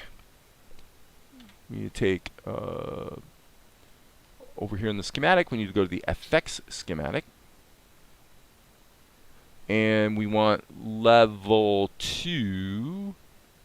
If we're going to remain consistent, we're going to do light, body highlight, and then I'll just jump back over here, and what we'll do is we'll say, okay, we're going to do this. We've been doing this consistently through these shots. So what I'm doing is I'm changing the color to black.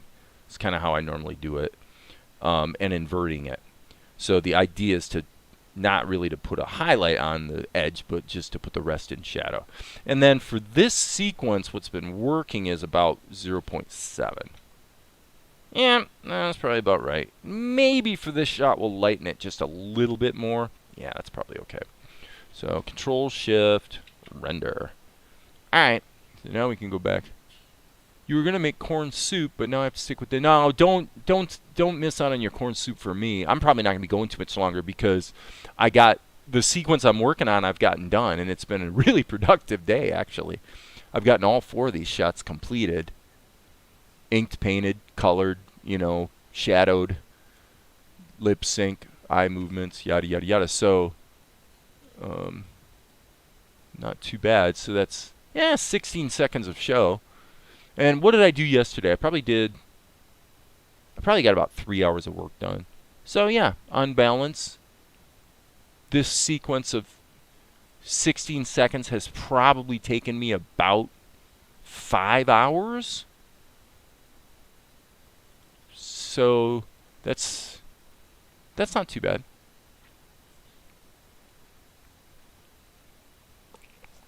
I feel like I really have. Oh, I'm sorry, you guys can't see what the heck I'm doing. Oh, yes, you can. I'm sorry. The delay fooled me. Okay, so what I'm thinking is that the body highlight here on Mel is just a little too light.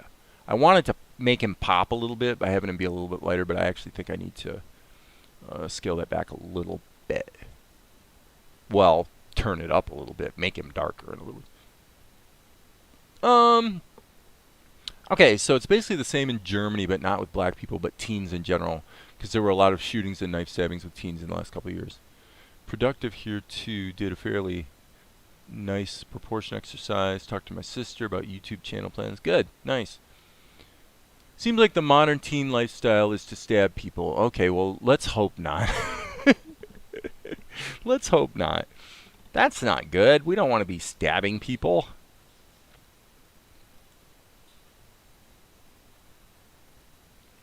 No, let's not stab others. Okay, C. And what we're going to do is we're going to go to the body highlight effect. And, what did I do here? 799.8? Oh, yeah, right. Okay, so I want 0.7. Smaller is darker. There we go. I think that's probably what we want. Let's find out, shall we? Let's go over here and just see if it flows a little more better, as they say. Yeah, that's definitely sitting in the mix better. Okay, so Asher has this response, and now I want to double check the script. So actually, friends, I think this shot needs to be extended. I knew this day would come. Yep, he needs to say that line of dialogue there. So, it looks like my work is not done. Well, I think a deconstruction and recreate of the police force is more necessary. Yep, police reform is definitely high on the agenda. That's for sure. Institutionalized racism is a thing. It's a thing. And being able to point to many zillions of examples of good cops and examples where institutional racism does not prevail does not change the fact that institutional racism is still a thing. It's not either or, it's both and. Mostly, I mean, I've known quite a few cops, actually. I know one guy's a federal agent, and I've known several, regular beat cop type guys, and, generally they're pretty good guys. And they're not racists, the ones I've known, as far as I know. We certainly hope not. Okay, so what I need to do is actually change this painting, or I need to erase his mouth. Oh, come on now, Dave, really? That's a classic case right there. It just happened again. I hit a hotkey, and I know I hit the hotkey. I actually watched myself do it, and Tahoma did not catch it. That's something I've been complaining about a little bit lately. B key. And we're going to go ahead and get this lip sync in here. So now, I'm not going to refer to Max's hex code because, frankly, I'm pretty darn sure. I'm pretty close. And I'm making this slightly darker. Feels better. That feels about right to me. So, okay. You can't change cops. You need to change prisons and courts. Well, absolutely. I mean, you got a situation like this, okay? Young kid gets accosted by the police. He's scared, all right? He gets called in on suspicion because maybe there was a crime that took place. They take the kid in. They scare the hell out of the kid, and they tell him, you know what, you're going down, pal. You're going down for life. I mean, we're locking you away. They scare the hell out of the kid. In order to convince the kid to take a plea deal, because he's scared within an inch of his life. He's really sure he's going to go to prison for a long time for a crime that maybe he did commit, but maybe he didn't. Doesn't actually matter whether he did or didn't for the purposes of what I'm describing. So they put the fear of God in the kid and convince him to take a plea deal for a lesser crime. Say, yeah, you'll be out in 2 years. So the kid takes the plea deal, and now he's out in 2 years, but now he's a felon, and in many states, like I think Florida being a prime example, now he can never, ever vote. Which to me is insane. That's ridiculous. If you've paid your debt to society, you've paid your debt to society. Why in the world would an ex-felon not be able to vote? That makes no sense. Did he pay his price or not? If he paid his time in prison, So now that kid's marked for life just because they scared him and he was not informed by a lawyer. And if he had been, the lawyer would have told him, you know what, what they're telling you they're going to convict you of, there's no way it'll stick. They've got no evidence. And, it's way more efficient to have the kid cop a deal and go to prison for a lesser crime anyway. Then he never has to go to trial. They don't clog up the courts. It's just ridiculous. And the thing is that the system does incentivize everyone in the chain. The police, the prosecutors, the courts, everyone is incentivized to support that system because it keeps the courts from getting clogged up. It's insanity. Insanity. Funny thing in Germany is they wanted to fund the military, and when you think that happened in Afghanistan, blah, blah, blah, yeah, Afghanistan. Police didn't develop from slave patrols. Police didn't develop from slave patrols. I don't know about that one, Amar. I have no idea about the degree. I'm sure probably to some degree police may have developed from slave patrols. And I'm sure you can find instances of it, but whether as a broad maxim about where our police forces in America come from, I'm guessing that's probably not the case. Although some of the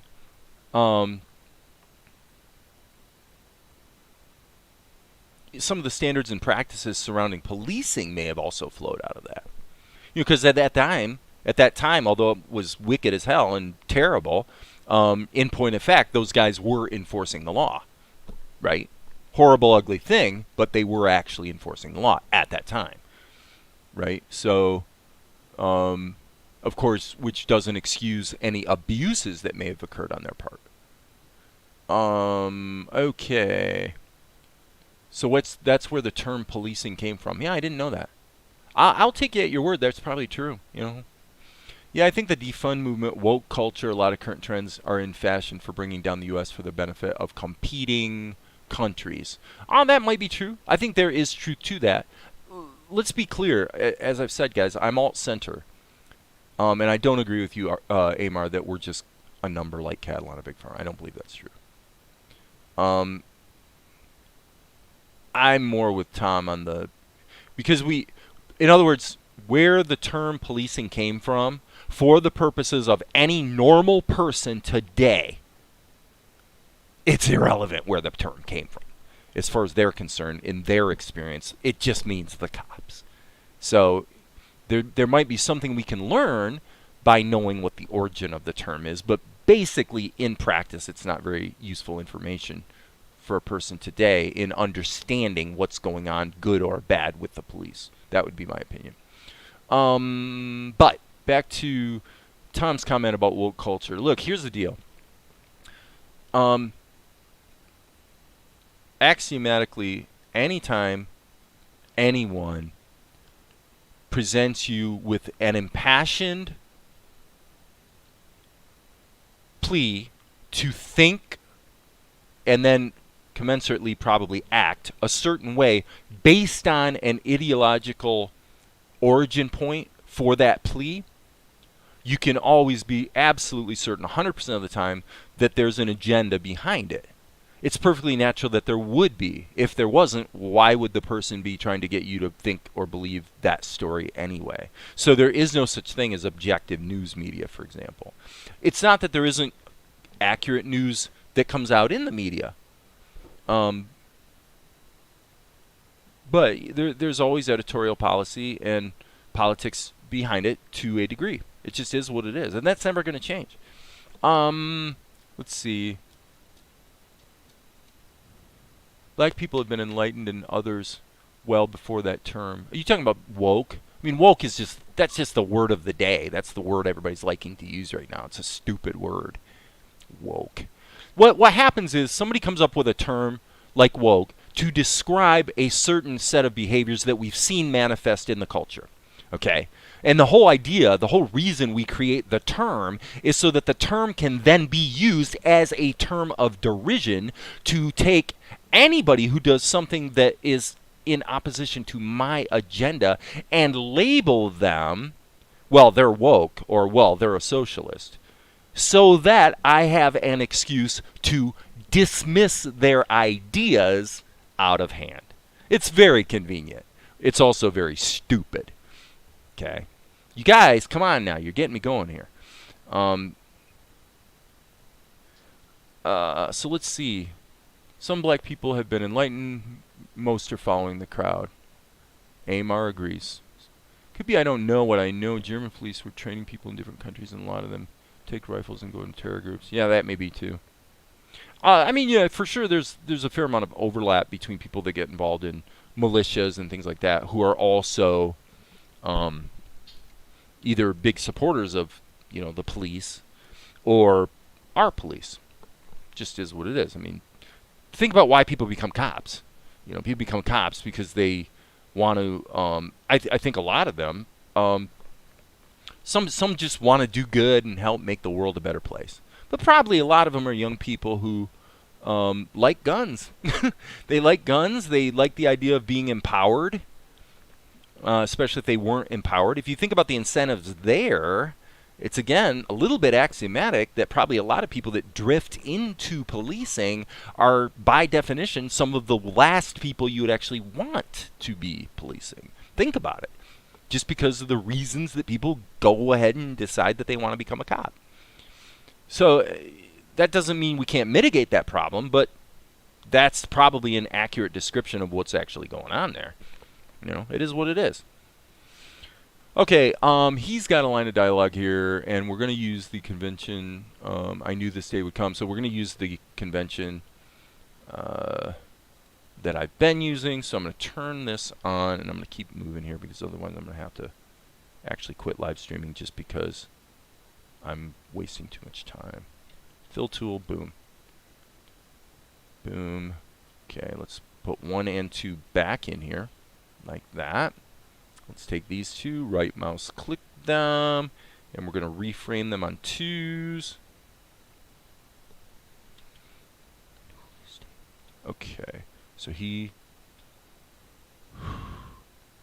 knew this day would come. Okay, yeah. So I'll put in one more cycle of it, boom, boom, and then probably just add another, just kind of a somewhat sad-ish looking face. Now, for me, I have no agenda. This is why I think when it comes to laws and regulation, one of the most fundamental, the reason the federal government certainly has a role, but the thing is, generally speaking, the laws and rules that affect our everyday life, you really want them to be implemented as locally as possible. You really don't want a federal program. Part of that is because it's nice to preserve the right of municipalities and even states to decide how they want to do things. Like, I don't agree with what's going on in Texas right now with the abortion law, for example. However, I do respect the fact that that's the state of Texas, and they have the right to do what they want to do in Texas.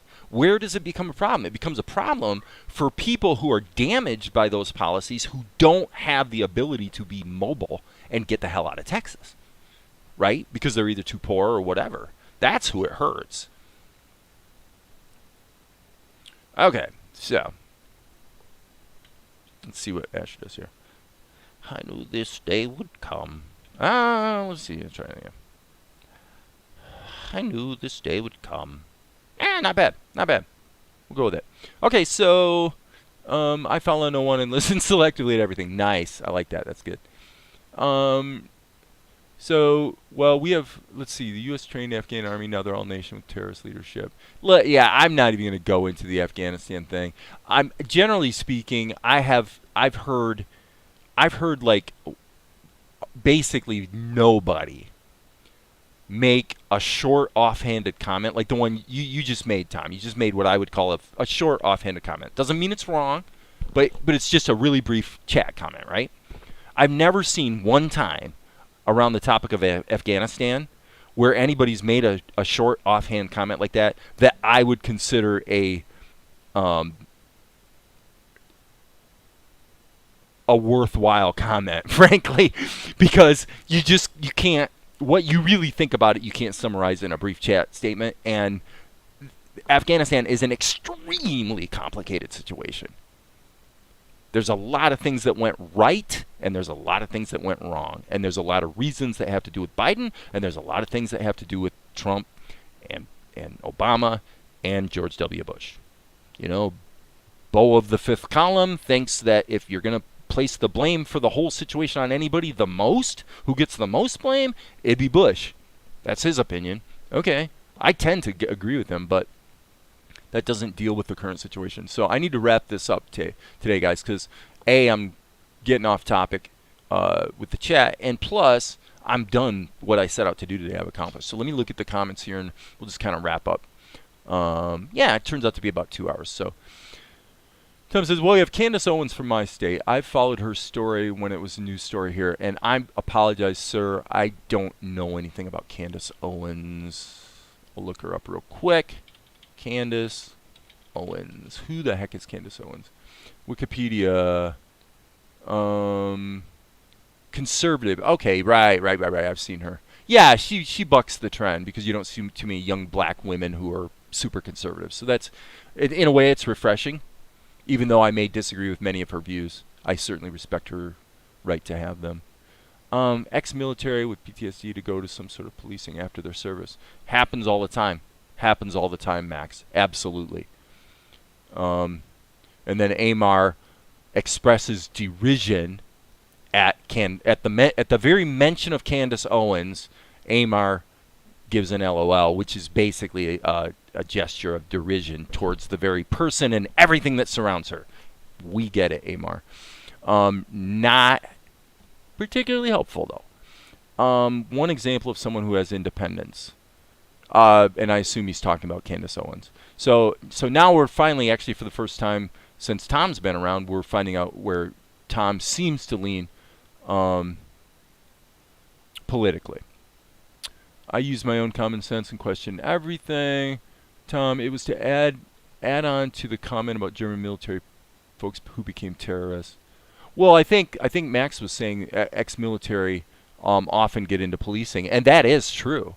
That is true. I mean, my friend who's a federal agent, that's exactly what he did, and what a lot of his friends did. He went and fought in Desert Storm in the early 1990s, and then when he got out of the Marines, that's what he did. He became a federal agent. Some of those guys get into Secret Service work. I mean, those guys love their guns. They're typically right wingers for the most part, and to a degree, I really respect their vantage point on things because they often have information that we hoi polloi don't have, right? So there's certainly stuff you can learn from those people. And a good friend I'm talking about, who I probably disagree with politically on many things, So we should not. Amar meant to say that we should not be in any country, and I don't know if that's necessarily true. Afghanistan wants to be self-determined, as most nations do, and I agree with Tom on that point. I think that at the end of the day, what's happened there, despite the foibles of how we exited, the overall state of affairs today is where it needed to get to. It just did. You can criticize the process in all kinds of ways, but it needed to get there. Can you show or summarize what you did today? Absolutely. Yeah, basically what I did was I did the ink and paint on this sequence right here. So Asher is reading a book. So this is the new opening to the show. I wanted to get Asher and Mel in there right away. Okay? So, and then he hears Mel saying, I was thinking about something. Something that's been bugging me. Asher, oh, I knew this day would come. Now I need to render that so that the voiceover is in there. And then, so yeah, render this. And let me make sure this is working. He says, I knew this day would come. So, and I think even Max will agree that this, for lip sync, worked fine. I knew this day would come. Right? 2 frames, 8 frames a second. So, okay, I'm going to come back here, look at the rest of the comments. Hopefully they're not heating up. So they're self-determined. They've made their choice. I agree. Like the woman in a gorilla mask reacting to Larry Elder, throwing an egg at him. That's not acceptable behavior. I don't know if the gorilla mask is either, but I don't know anything about that, what happened there. Larry's on the wrong side for a black man. Yeah, is Larry Elder... Seems like I bumped into him in a recent... Is he... Okay, so he's a conservative as well. Okay. So,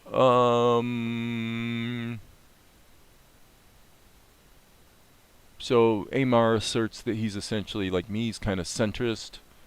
Both are tools created for division. That's not why I'm centrist, but okay.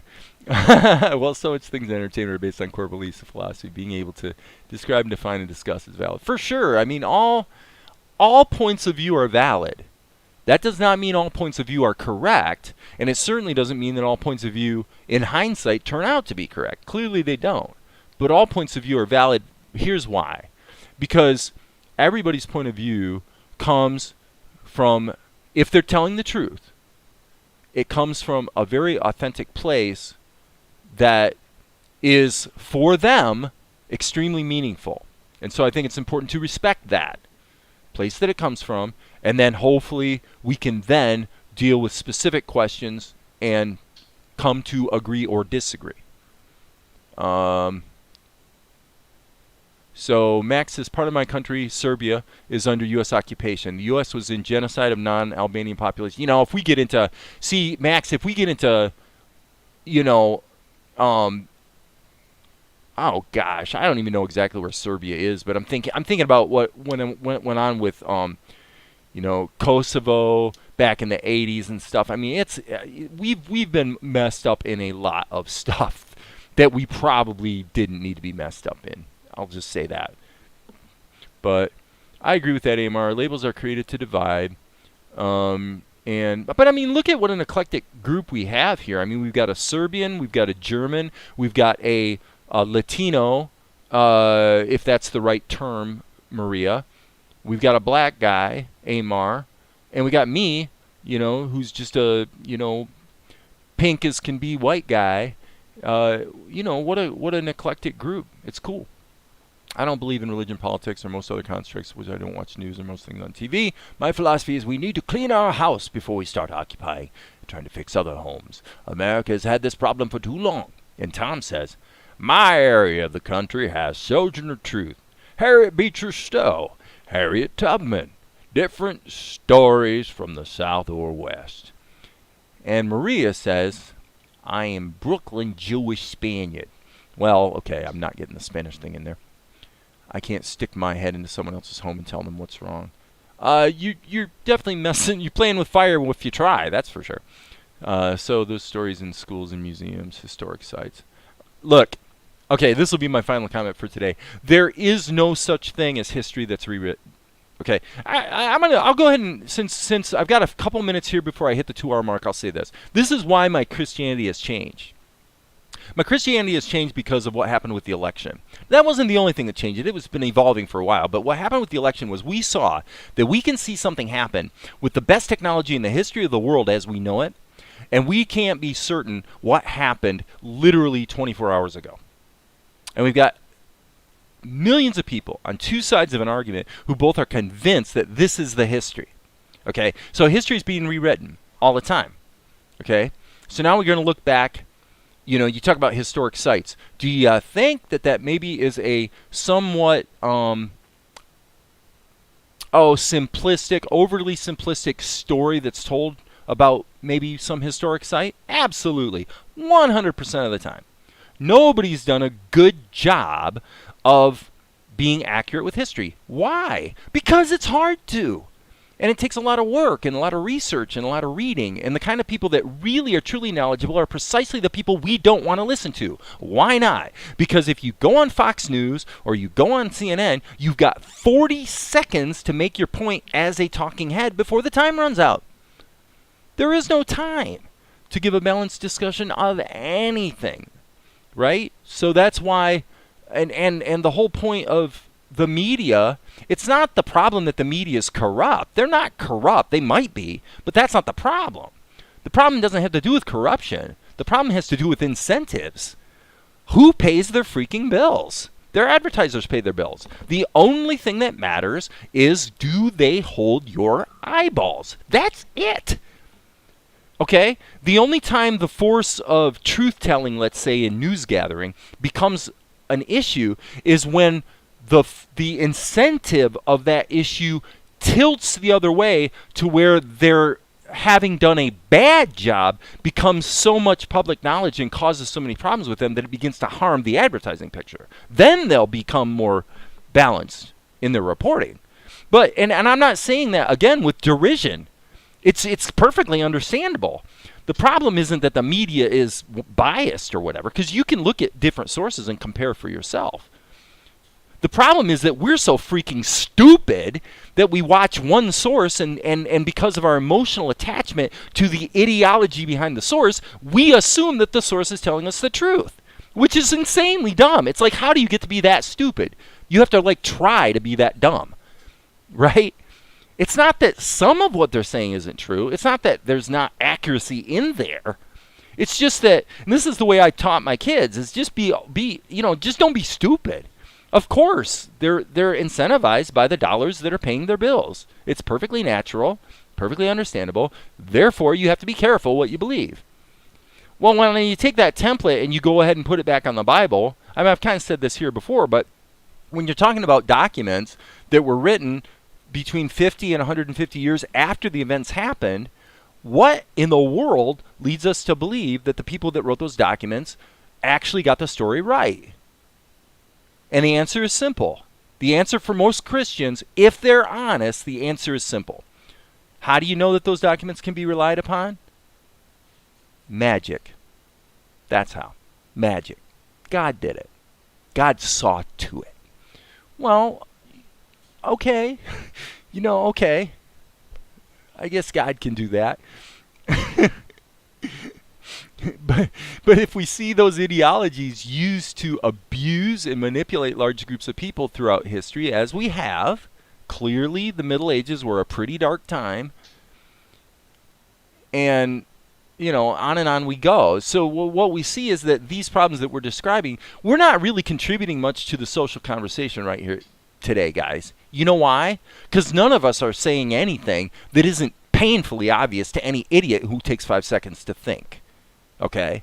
There's nothing anybody has said that I've said, and there's nothing that any of you guys have said in the chat that isn't, like, really obvious. Okay? It's all obvious. And basically all of it is correct to a degree. But none of it is correct in isolation. Hence, what is my takeaway as the alt-center guy? My takeaway is this. It turns out we need each other in order to be right-headed in our thinking.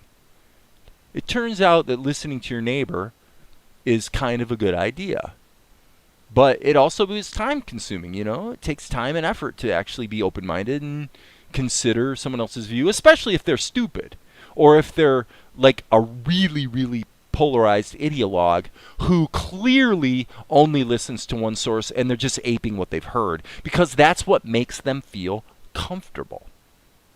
And if you come to them with a reasoned argument where you show them that there's some holes in what they believe, what do they typically do? They retreat to their social group who gives them social proof and supports their biases and pats them on the back and says, yeah, Dave's an idiot, yeah. Right? Because at the end of the day, most people don't want truth. They want a tribe.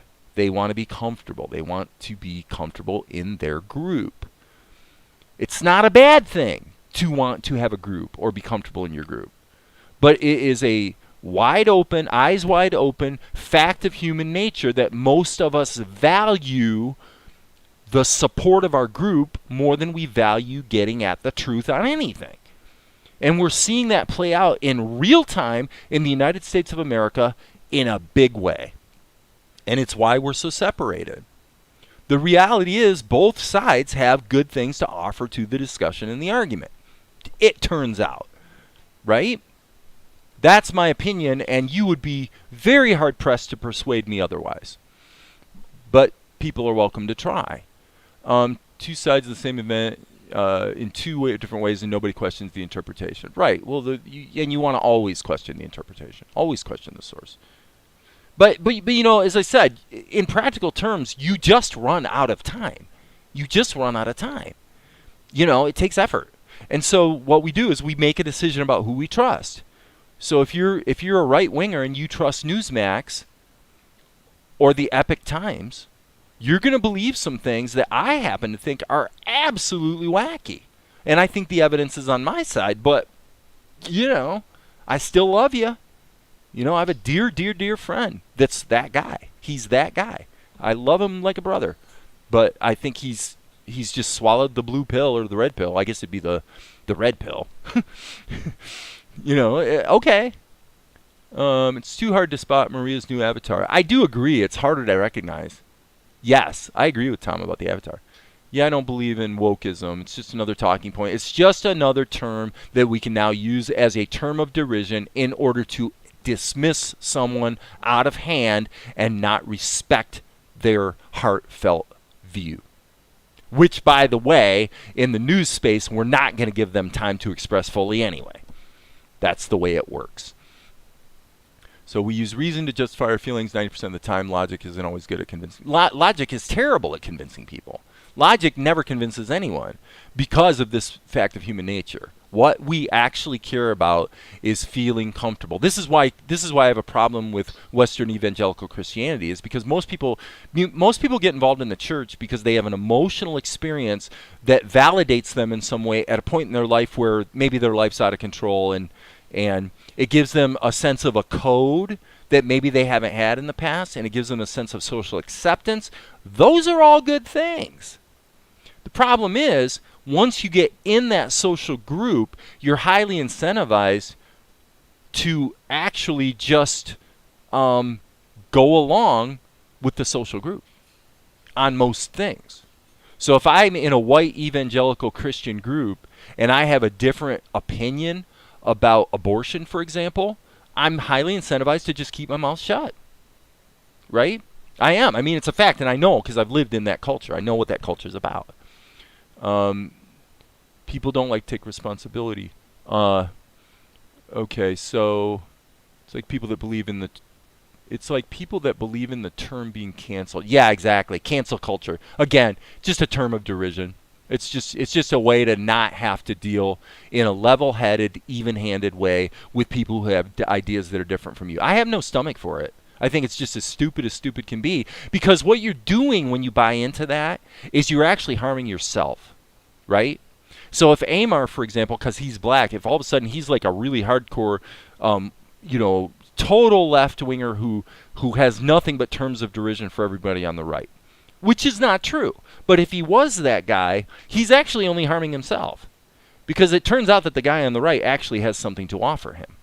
Now, on balance, once they've actually worked it all out between the two of them, they're both still going to feel mostly the way they did before, but they're going to have a wonderful thing that they've learned. And what they've learned is that this guy over here actually is an okay guy, even though I firmly disagree with a lot of the things he thinks. Wow, that's an amazing, beautiful thing, isn't it?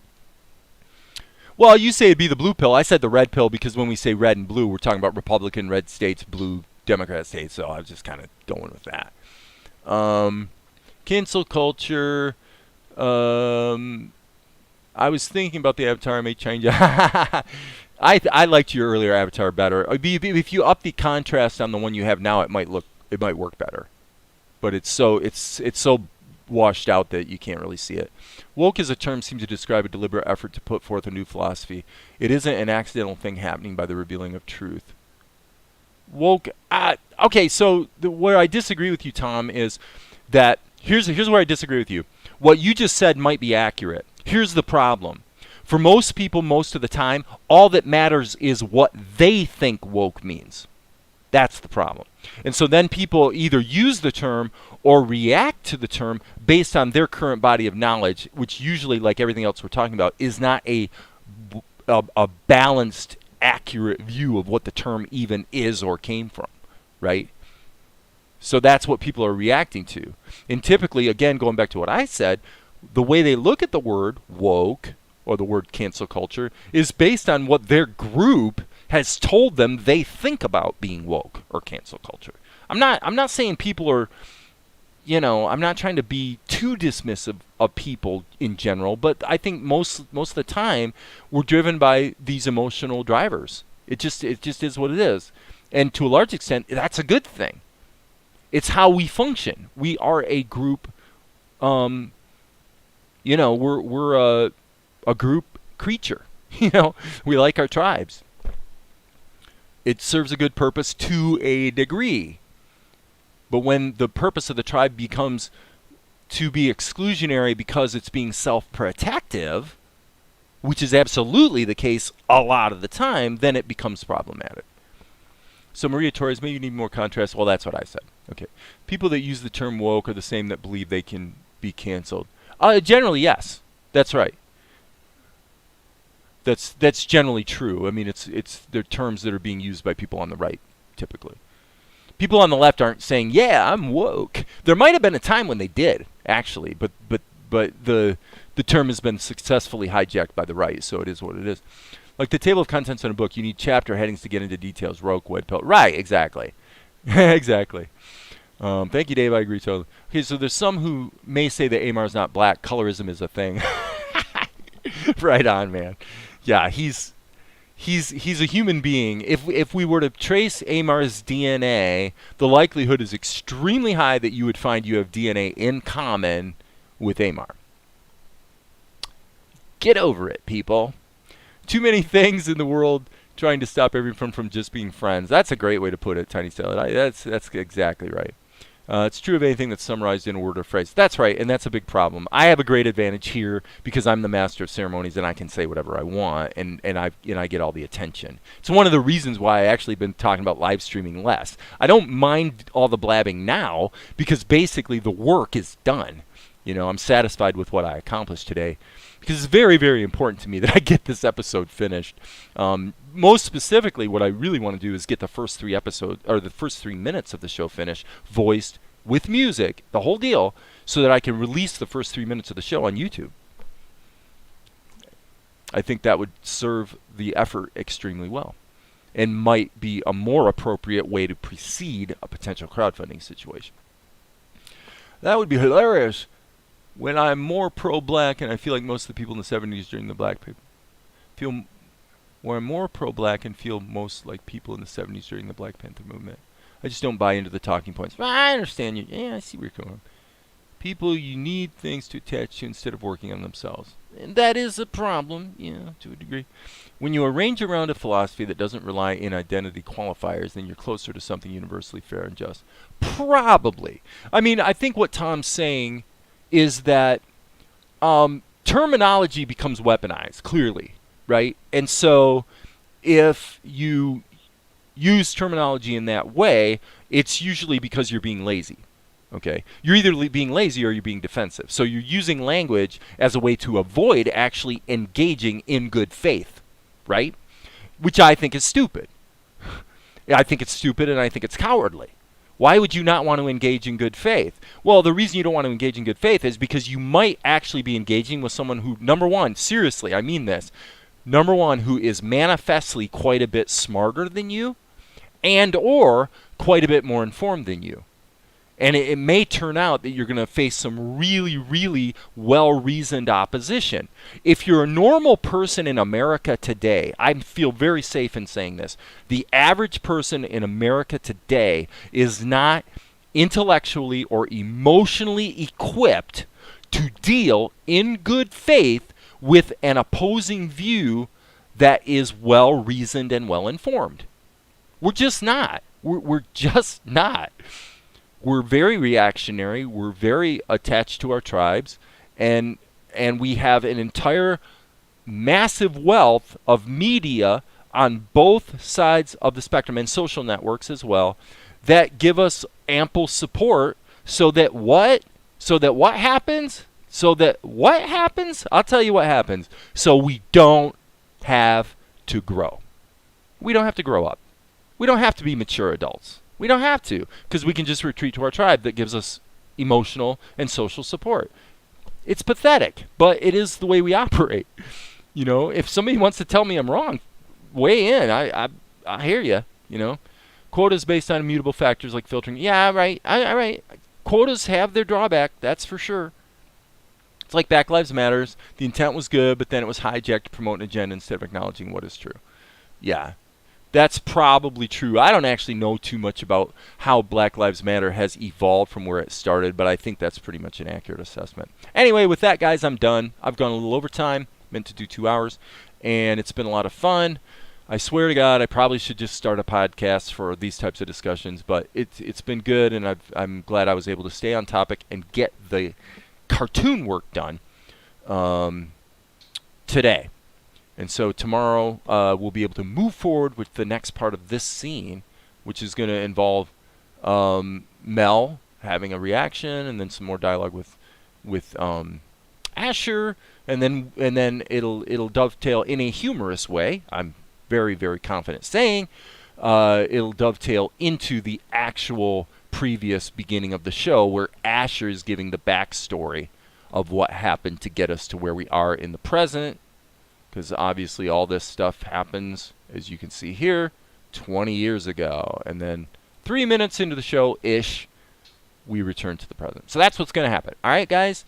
I am out of here. And as you know, there will be more later.